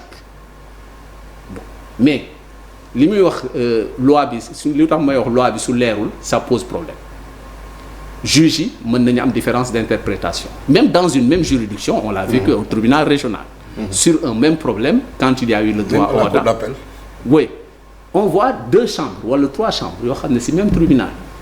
ñii di àtte nii ñii di àtte le contraire mais yooyu bi mu commencé di récurrent tribunal régional à l'époque bu ñu fa nekk mais président de chambre yi dañu ne nañu réunir ñi débattre profondément xool ban yoon moo gën a baax parce que ci même tribunal ça fait désordre ñii di àtte nii ñii di àtte nii am na ci benn moment sax dañu dem ba ne comme kenn yeyul sa morom nañu demander arbitrage cour commune de justice et d'arbitrage par un avis n'est-ce pas on l'a fait dans le droit acte uniforme sur les procédures simplifiées et de recoupement et de voies d'exécution mais li tax ma ne citoyens yi ñoo war a dimbale droit bi mu dëgër quand il y a une différence de jurisprudence entre juges arrêt de principe rek moo leen mën a àtte mais seulement arrêt de principe il faut que ñu dem ba cour suprême et souvent justiciables yi dañuy décourager yem appel bañ a dem cour suprême parce que du leen ko jaral au fond même avocat bi su ko bëggee def bon masla bi mooy tax ñu ne ah non grawul nañu bàyyi noonu rek mais arrêt de principe su amee ñëpp ci tënku interprétation cour suprême moom mooy doon la référence pour dire que ñi ngi gëstu ak la doctrine dañuy wax c'est une source indirecte du droit la doctrine peut aider les gens à évoluer dans leur interprétation ñoom duñu àtte mais dañuy observer bind seen point de vue xam nga États-Unis dem nañu ba sax collégialité ñun su ngeen nekkee ñett le vote est secret donc kenn mënu ñaar ñi suñu d'accord et kenn ki d'accordul ñaar ñi seen voix mooy prépondérante ñi àtte dans ce sens mais dañu interdire nit ne décision bi ñu jël man ci laa bokkoon mais d'accord loolu soo ko defee ñu indi la igage après yóbbu le conseil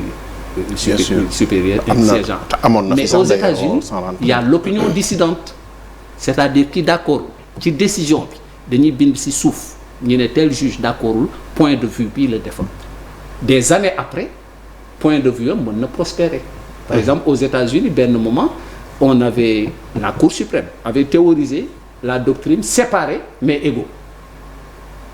il a fallu que benn américain noir jóg ne moom d'accord ñëpp a yem dem ba Cour suprême casse après Cour suprême jox ko dëgg Washington défendre ce principe là looloo tax sax ñu rey ko n'est-ce pas même fii Sénégal en 1789 ñi ñu représenté ci constituante française les 2 représentants du Sénégal xam ngeen lan ngeen demoon défendre devant le Parlement français le droit à l'esclavage parce que c'était des mulâtres la suppression de l'esclavage dafa porter atteinte à leurs droits ba finalement ils ont pu obtenir une dérogation loolu moo indi mbindaan ñi permettre aux mulâtres ñi dem di jël ay xale yu jigéen yu ndaw pendant 7 ans mais am autorisation tribunal comme ça suñu contrôler gis la nga ànd ak xale bu jigéen di ko defloo corvée ñu ne la amoo droit parce que l'esclavage est supprimé nga ne diw maa ko bind ñuy wax mbindaan Et évidemment, c'est des choses révolues. Hein, non, c'est des choses révolues, mais ça veut dire que le droit a eu à consacrer des choses qui sont injustes.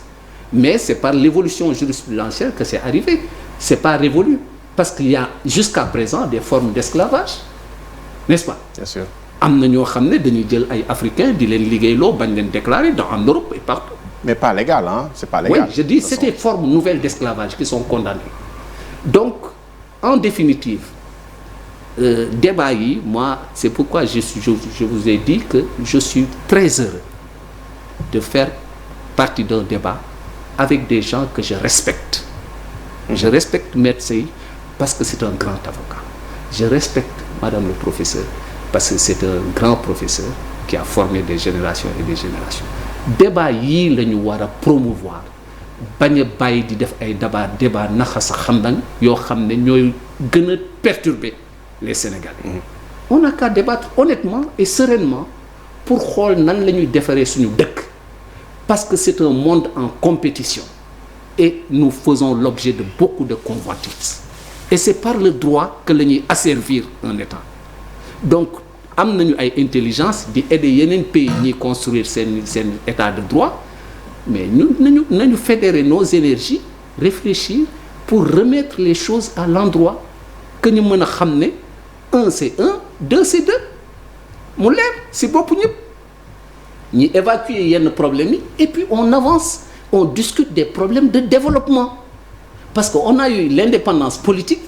il nous faut nous développer. Et je pense que intelligence yi Sénégal am compétence yi Sénégal am ba nga xam ne ñëpp individuellement madame le professeur su demee à l'étranger dañ koy naw yow soo demee à l'étranger en tant que journaliste dañ lay naw maître su demee à l'étranger en tant que avocat dañ koy naw moi su ma demee en tant que magistrat dañ may naw mais on fait évoluer les autres et nous on avance petitement. Je ne dis pas qu'on n'avance pas parce que man j'ai la chance de tourner à travers le pays. Il y a des avancées notables de l'état de droit. Entre 97 bi may commencé juger ak léegi vous ne pouvez même pas imaginer les pas de géant li justice def en termes d'infrastructure mais du ma bàyyi ma fet bu njëkk ba Cap des Manuels amuñu woon sax des locaux suffisants gendarmerie moo ñu abaloon une partie rue de Baye foofu le tribunal bi nekkee bi ñu déménager beneen partie bi nekk Cap Manuel léegi on a suffisamment d'infrastructures dem nañu en 99 ba am moins de 200 magistrats ba américains yi bi ñu ñëwee dañ ne ce n'est plus possible Sénégal su continuer nii dootul amati magistrat si la ñu def un programme spécial di recruter 50 magistrats man mi lay wax nii en tant qu'inspecteur général dem naa bu yàggul inspecter cour d'appel Ziguinchor ak tribune maison d'arrêt Oussouye ak maison d'arrêt Bignona. J'étais surpris de voir qu'à Bignona on a construit une nouvelle prison. Il y a des lits superposés, des matelas orthopédiques, des draps et il y avait des chambres qui étaient inoccupées et les prisonniers étaient à l'aise à Bignona. J'étais à 1000 lieues de connaître cette évolution-là, n'est-ce pas? À Oussouye, le plus beau bâtiment, c'est le tribunal. Et c'est construit par l'État du Sénégal. Ce bâtiment-là, Vigny Até, avec Lat Diop, ça a coûté 11 milliards à l'État du Sénégal. Les bailleurs refusent de construire de nouvelles juridictions et de nouvelles prisons. Ils ne le font que dans les pays en construction. L'État a fait l'effort de recrutement. L'État a fait l'effort de presque multiplier par 5 voire par 10 le traitement des magistrats. L'État a fait l'effort d'augmenter le nombre de juges élus. L'État actuellement, le ministre a pu négocier et obtenir de l'État, malgré la crise, un programme décennal de modernisation des infrastructures de la justice à hauteur de 250 milliards. C'est le bailleur qui va construire, il fait 25 milliards par an, pour construire 69 nouveaux édifices, dont des juridictions, des prisons, des centres de premier accueil. Donc, mi ngi dox, mais citoyens bi xamul yëgul ne mi ngi dox, n'est-ce pas? Mais war nañu mën a baral jéego yi ba nga xam ne justice ci yenn détails yi dootul warati susciter le doute parce que la justice ne souffre pas de doute. Le droit ne doit pas souffrir de doute et le Sénégalais mérite d'avoir tous les droits. Moi, je ne suis pas d'accord ni ñu comparer ak des États mineurs. Je suis pour que ñi avancer comme suñu hymne ni ñu ko waxee. Les Sénégalais, c'est des gens debout et c'est des gens fiers. Il faut que ñi góorgóorlu ba suñu demee taxaw justice ñi sentir que c'est des citoyens dignes et debout. suñu demee seen wàllu koom-koom ñi sentir que c'est des citoyens que leur État respecte. Mais situation yi di am ay Ceuta et Melilla partout boo xam ne c'est l'Africain qu'on méprise, qu'on torture, mais moi ça me fait mal, n'est-ce pas? Te am nañu moyens yi, am nañu des ressources, am nañu des ressources intellectuelles indéniables, am nañu des ressources minières inimaginables, n'est-ce pas? On est intelligent, mais maintenant concertons-nous pour avancer. bañ a bàyyi par loo bi ñun ñëpp ay Sénégalais lañu. Il y a beaucoup de choses qui nous réunissent donc suñu gëjee gisee dañuy saafonte waxtaan ree kaf.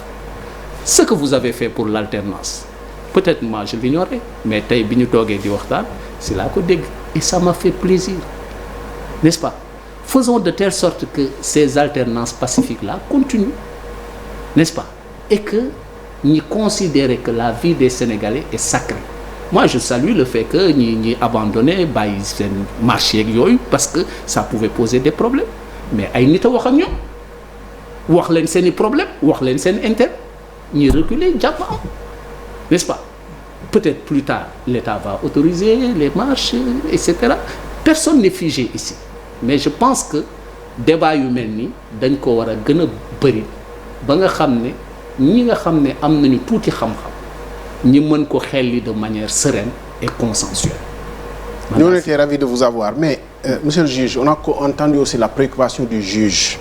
ci nit ñi bindee loi yi di compliquer finalement joxe décision de justice c'est-à-dire defar loi bi am fu mu war a jaar am fu mu war a jaar am fu mu war a jaar mais naka la ñuy déggee préoccupation aussi ñiy jàngale ne professeur dégg nañ ko léegi mu ne moom xamul ëllëg lan lay jàngale. c'est-à-dire loolu nan lañ ciy débattre ba déggoo ci. lan lañ ciy débattre ba déggoo ci mooy waxtaan rek mooy def des rencontres yoo xam ne ça regroupe plusieurs spécialistes comme rencontre bi nii ñi ngi koy def de peut-être que parfois da ngeen ko dul yéen mais même commission de modernisation de la justice benn professeur moo ko dirigé woon. Professeur Isaac Yankhoba Ndiaye. dajale ak ay kii def ay propositions mais moi. avocat yi si lañ bokkoon def nañ ko jébbal ko chef de l'État am na au fur et à mesure parce que ku nekk ak sa agenda am na yu muy implémenté gis ngeen Cour suprême réformé nañ ko bu yàggul ba multiplier les chambres de 4 à 8 bon c'était logique parce que au début on avait une Cour suprême pour une cour d'appel diggante bi dem nañu ba ubbi 6 cours d'appel donc il faut que Cour suprême bi tamit suivre n'est-ce pas mais penco yooyu ñuy def entre des spécialistes de divers horizons mën nañ sax boole les journalistes mais ñi toog dans un débat boo xam ne kenn indiwul sa casquette politique ou sa casquette partisane ou sa casquette confrérique ñu discuter ba tënk dara léegi nag c'est les politiques qui décident comme ni ñu defoon en 92 avec le code consensuel n'est-ce pas donc ay spécialistes lañu buñ leen xeebal seen soxla am nañu préoccupation état bi ñëpp la fi nekkal buñ leen jël rek xalab nañu toog jël kayit bi ñu def wala kayit yi ñuy def parce que y a le manifeste des 102 aussi ñi saytu ko soumettre ko à étude xool li ci yenu maanaa ñi jël ko jéem ko appliquer li ci yenuwul maanaa ñi ne on n'est pas d'accord n'est-ce pas mais dans une démocratie comme dit Maître Sey il faut admettre aussi que la souveraineté est déléguée au chef de l'État et au Parlement ñoom ñooy dérouler ce qu'a dit Macron tout récemment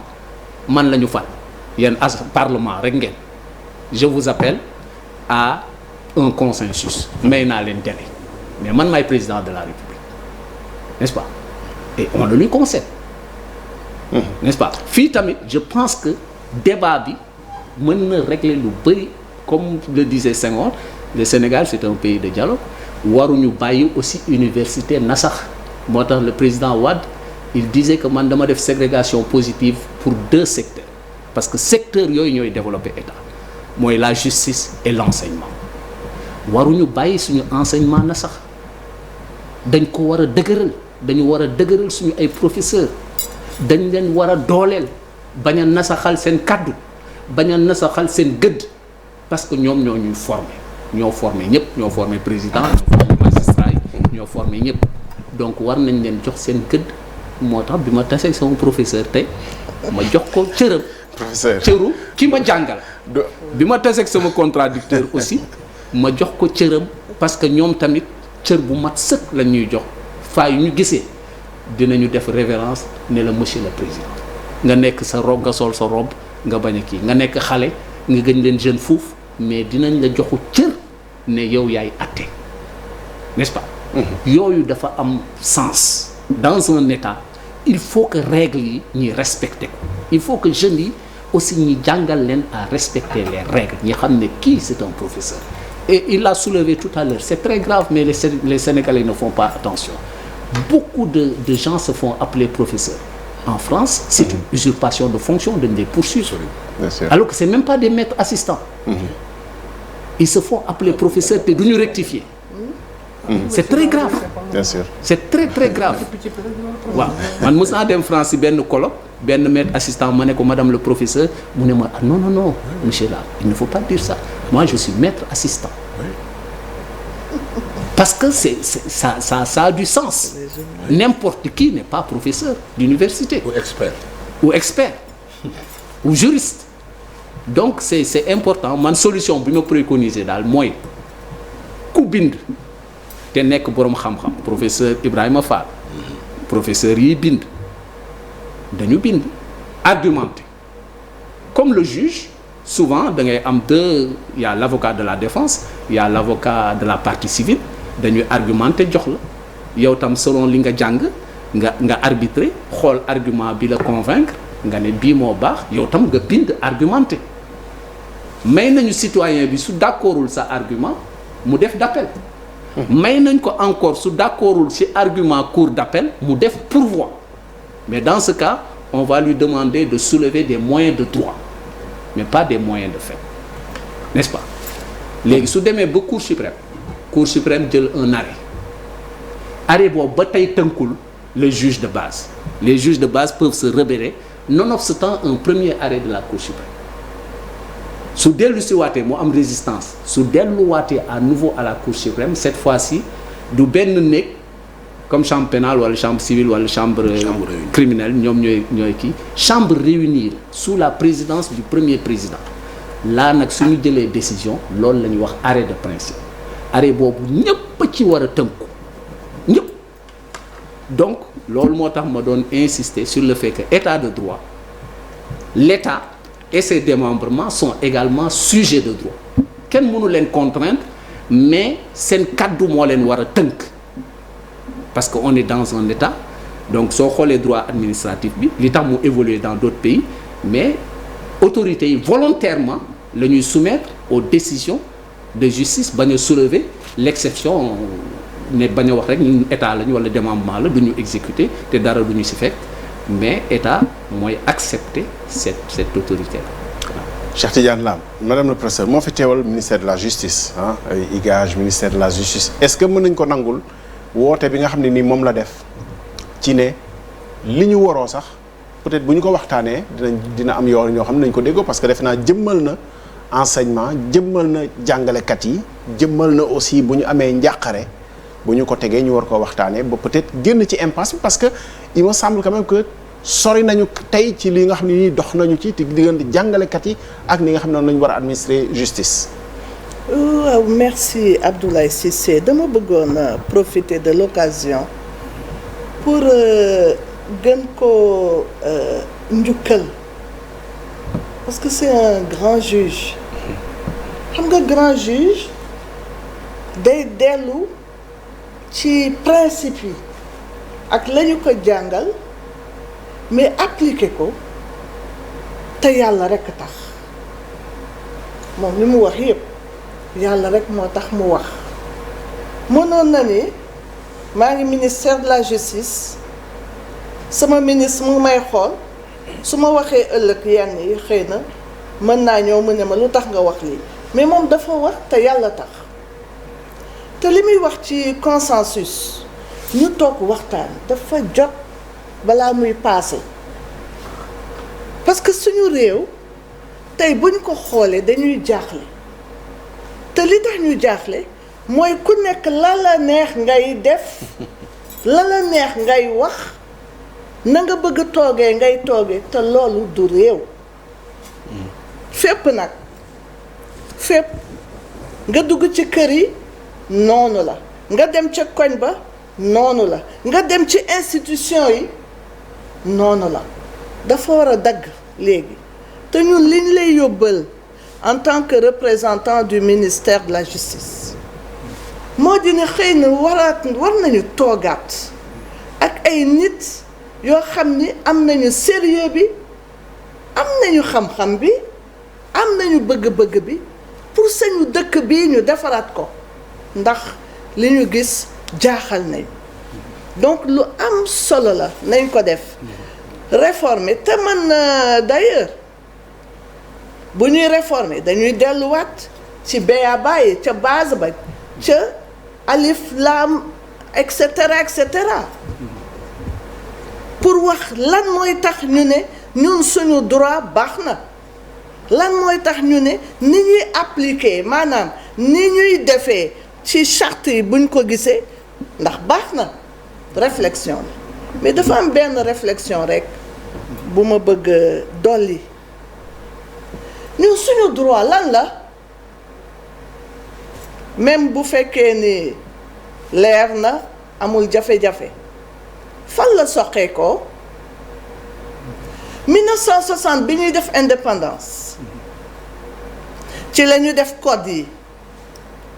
code pénal procédure pénale code droit des obligations 1972 ñu def bon boobu moom sax bëgguma ko la code de la famille bi mais code yi benn at 61 ñaari at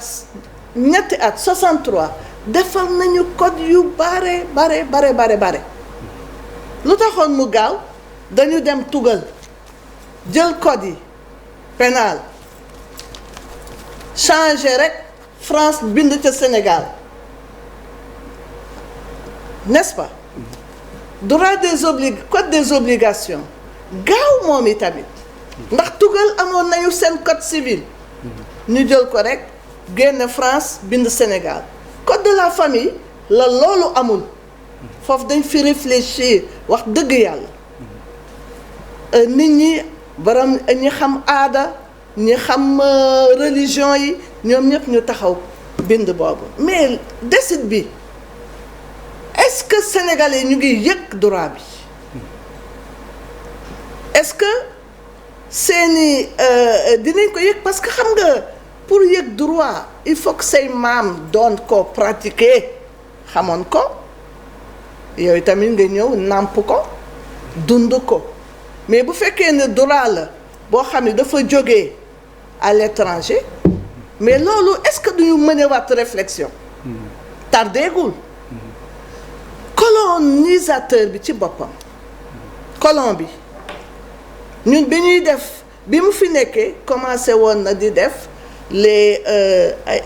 ay nuñ ko tuddatee ay réflexion yu ñuy def ci ay livres pour xool ci wolof yi mbirum contrat yi nu mu demee ci joolaa bi et cetera mais yeggalewuñu ko dañuy ñëw rek ne nañu teggi li nga xam ni moom mooy suñu droit wu bi ñu nam en tant que nit ñu ñuul daan ne loolu c'est contraire au développement loolu la Senghor waxoon pourtant Senghor dafa chanté woon négritude ba ñëpp am yaakaar mu ne négritude ak nit ñu ñuul ñi ak seen yëf dafa baax mais ba ñu waree xaatim tubaab bi ñëw neñu lii ngeen bëgg xaatim mu jógee ci seeni aada baaxul ñun dañu jël suñu aada këpp teg fee jël code yu tubaab loolu tamit je crois que war nañ cee réfléchir ak parce que ñu ngi naan développement endogène. li nga xam li nga nàmp.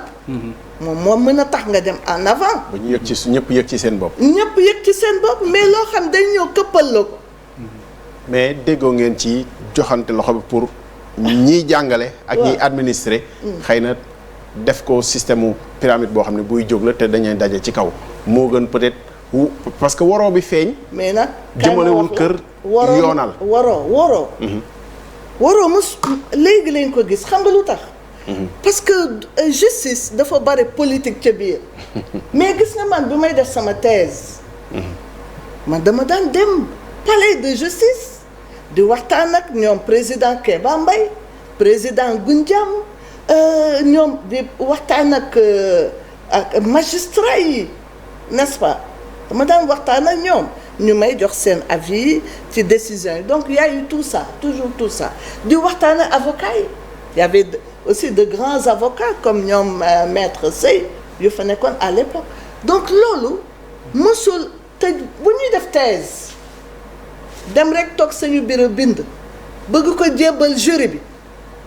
day xool na est-ce que am na ay décision de justice ci biir su amul décision jurisprudence am na référence jurisprudence maanaam juge la ñu tëral bu nekkul ci biir dañ lay jébbal sa kayit ndax nee na ni da nga nekk fi rek di waxantu di wax parce que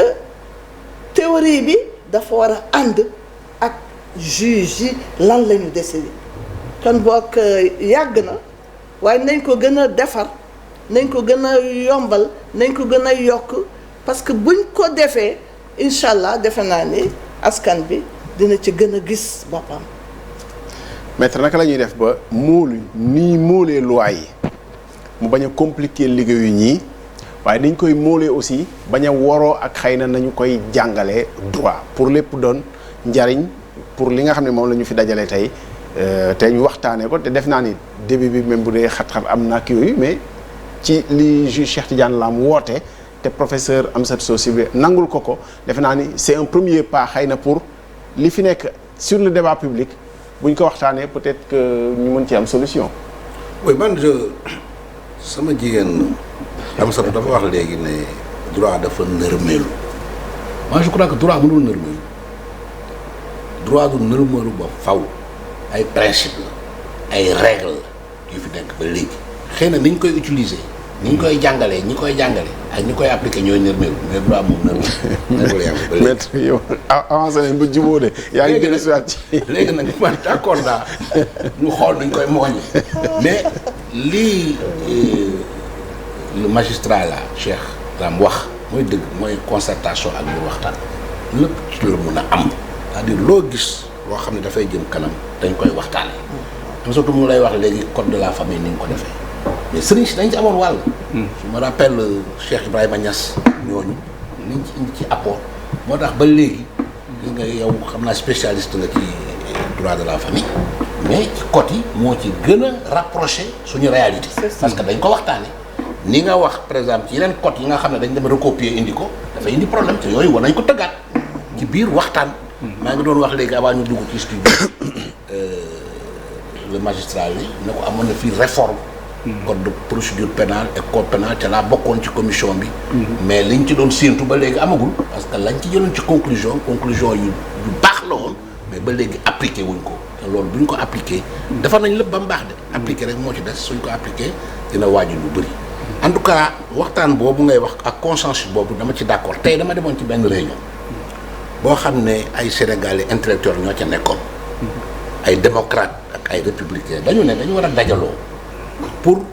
di réfléchir di waxtaan ci problème réew mi mais ñu génn détails comme ni mu ko waxee ñu def des débats de haut niveau sur le plan économique sur le plan politique sur le plan social s'il le faut sax ñu génn Dakar dem dans à l'intérieur du pays di waxtaan ak nit ñi li nga xam ne mooy seen soxla tey parce que àddina bi dafa xaw a doy waar fi nekk dafa bëri ay problème dund gi seer na dëkkuwaay yi seer nañ njàng mi seer na paju bi seer na ca loolu bu ñu toogee waxtaane ko dellu siwaat ci ñun suñu aada li nga xam ne moom lañ mën par exemple di bay di dunde dañuy wax naan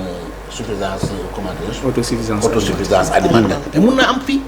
liggéey bi ñuy wax ñu bañ a wékku rek ci état ne mënu utal nit ñi liggéey mais ñun ñu jéem boole suñu doole di créer ay emploi yoo xam ne jeunes yi dañ ko mën a liggéey yooyu yëpp ci biir waxtaan moo ko mën a indi mais du doole du xeex du xuloo ci biir jàmm la mën a am ci la réew mën a développer il faut que nit ñi d'abord sóoraale stabilité pays bi am jàmm parce que jàmm ci la lépp xaj ak ay moom dara xaju ci bu loolu passé ñun dañu ne sax dañu dem waxtaan di waxtaan ak sëriñ si di waxtaan ak opposition bi di waxtaan ak pouvoir bi waxtaan ba nga xam ne daal quand un problème est bien posé nañ mën a am les solutions donc je suis parfaitement d'accord pour ce problème là de consensus de concertation ñu gën ko lawal je suis parfaitement d'accord que li nga xam ne moo fi am muy affaire u droit di ay texte ak yooyu ñu gën a fexe daal di ko tëggaat je suis d'accord ñu def ay réformes surtout ci justice man barki dem laa jóge Guinée di fa plaider mais ba ma ñëwee seen code pénal ak seen code pénal ñoo raw bu Sénégal Guinée am na juge de la liberté Guinée juge d'instruction bi collégialité la ñetti juge d'instruction ñoo fa am Guinée soo xoolee seen préambule bi nga xam ne traité la nga xam ne militaire la ñoo ko fa def ñoo gën riche constitution Sénégal donc il faut que aussi nit ñi di xool la xew ci feneen yeneen réew yi même pas seulement ay France ak États-Unis même dans les autres pays africains comme Bénin comme Ghana ñu seet la fa am loo xam ne mën nañ ko defal ci su réew ñu defal ko fi te nag bon xaw a yëg askan wi aussi parce que lépp lu ñuy wax askan wi war a doon le centre d'intérêt lépp lu ñuy liggéey di ci sonn pour askan wi gis ci seen bopp la c'est pourquoi au début ma ne woon la justice étant rendue au nom du peuple sénégalais askan wi am nañ droit di laaj ñi nga xam ñooy rendre justice naka la ñuy def ba rendre justice ak kan la ñuy rendre justice bi parce que xam naa rendre luñ ko ay Guinée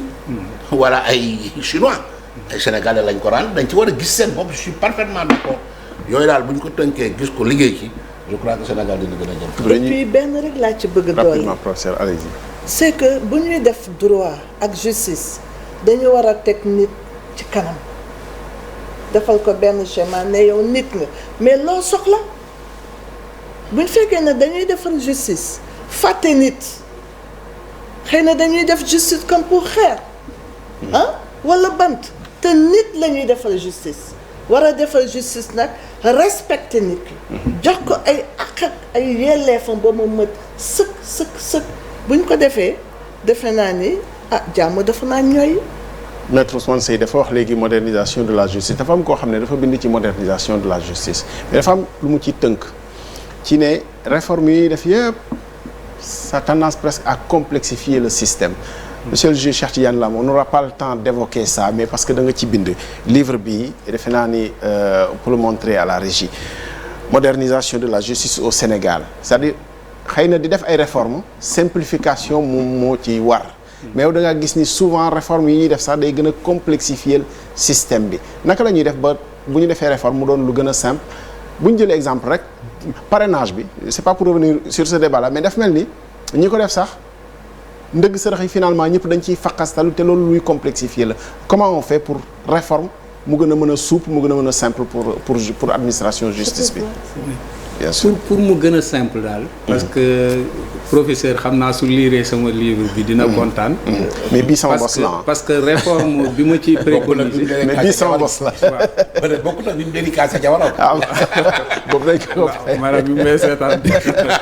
waaw mais dinaa utal sama professeur jox ko àllarba exactement dédicacel ko mais ci benn modèle boobu laa ciy préconiser comme ni mu ko waxee gis nga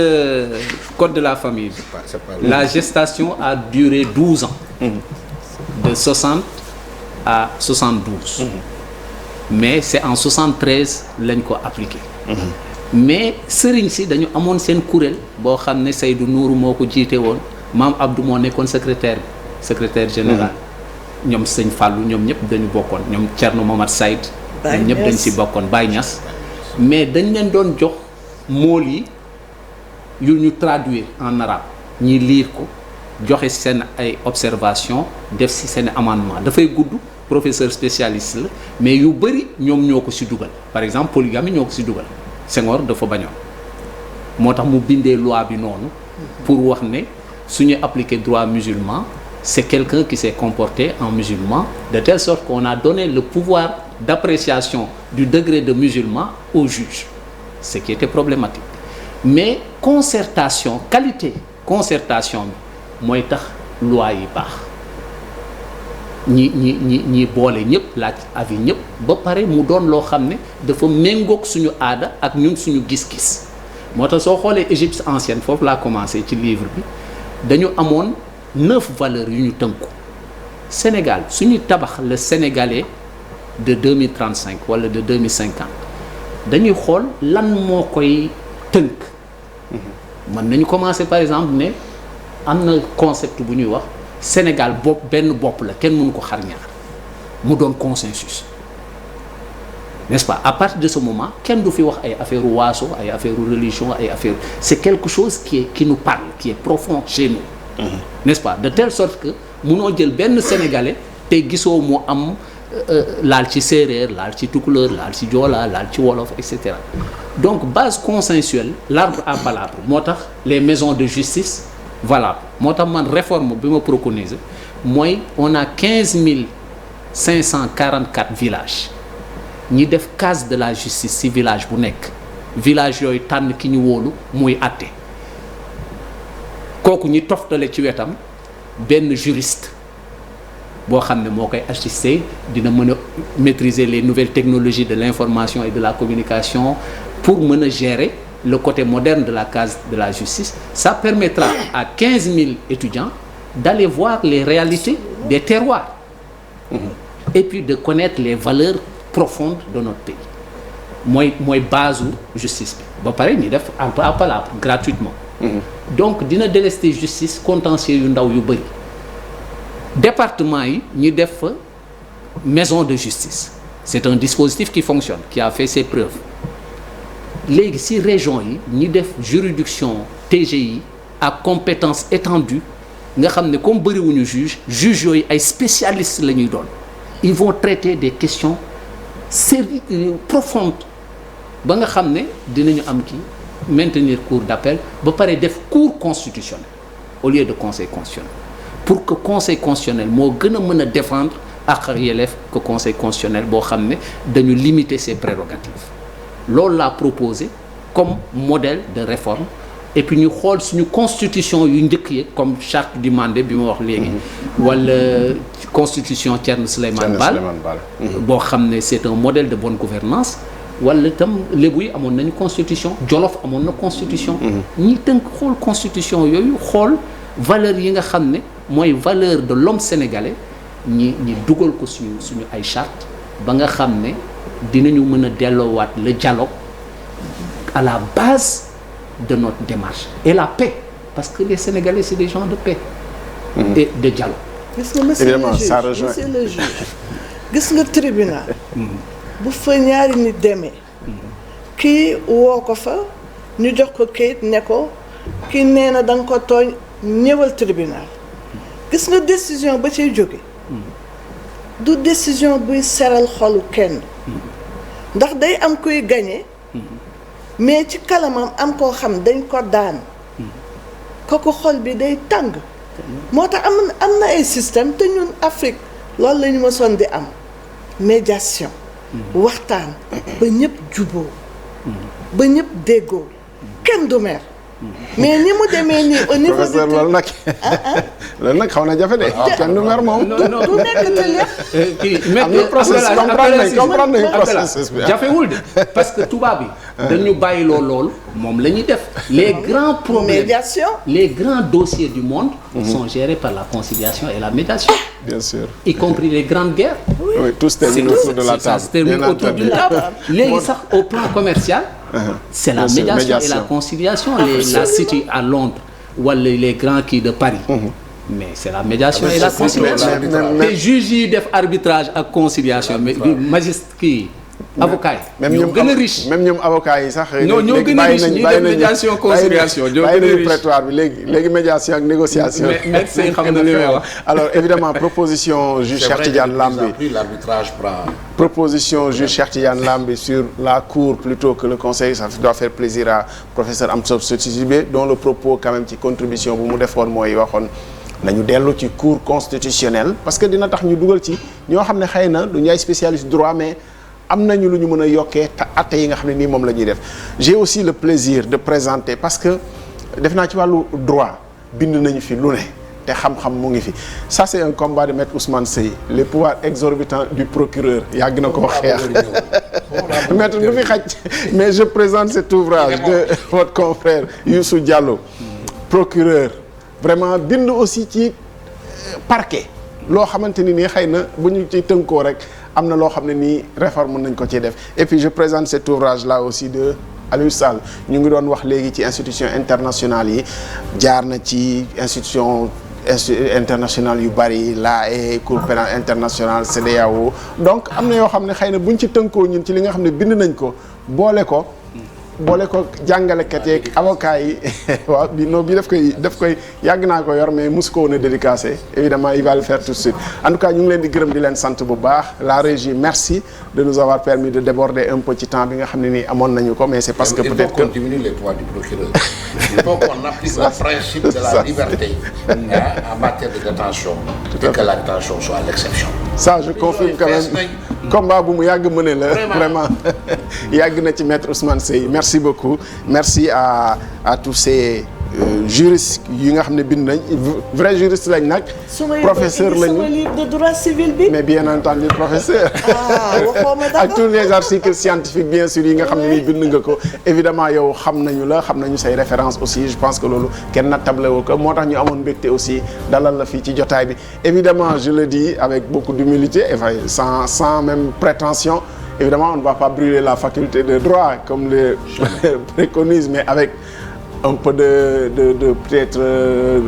d'exagération mais je pense que les taquine le professeur Abdoul Aziz Diouf vrai professeur la moom it nag ñu nangu ko xam-xamam aussi mais parce que am na ñoo xam ne dem nañu ba gis ni peut-être que kersa la ci ñoom sax ci droit ni muy doxee ak ñoom li ñuy jàngale mais loolu yëpp defe naa ne waxtaan moo ñuy boole ñu mën cee avancer évidemment on salue ñi nga xam ne bind nañu manifeste 102 yi bu daaw la woon ak manifeste 51 mais ñu ñëpp droit moo leen boole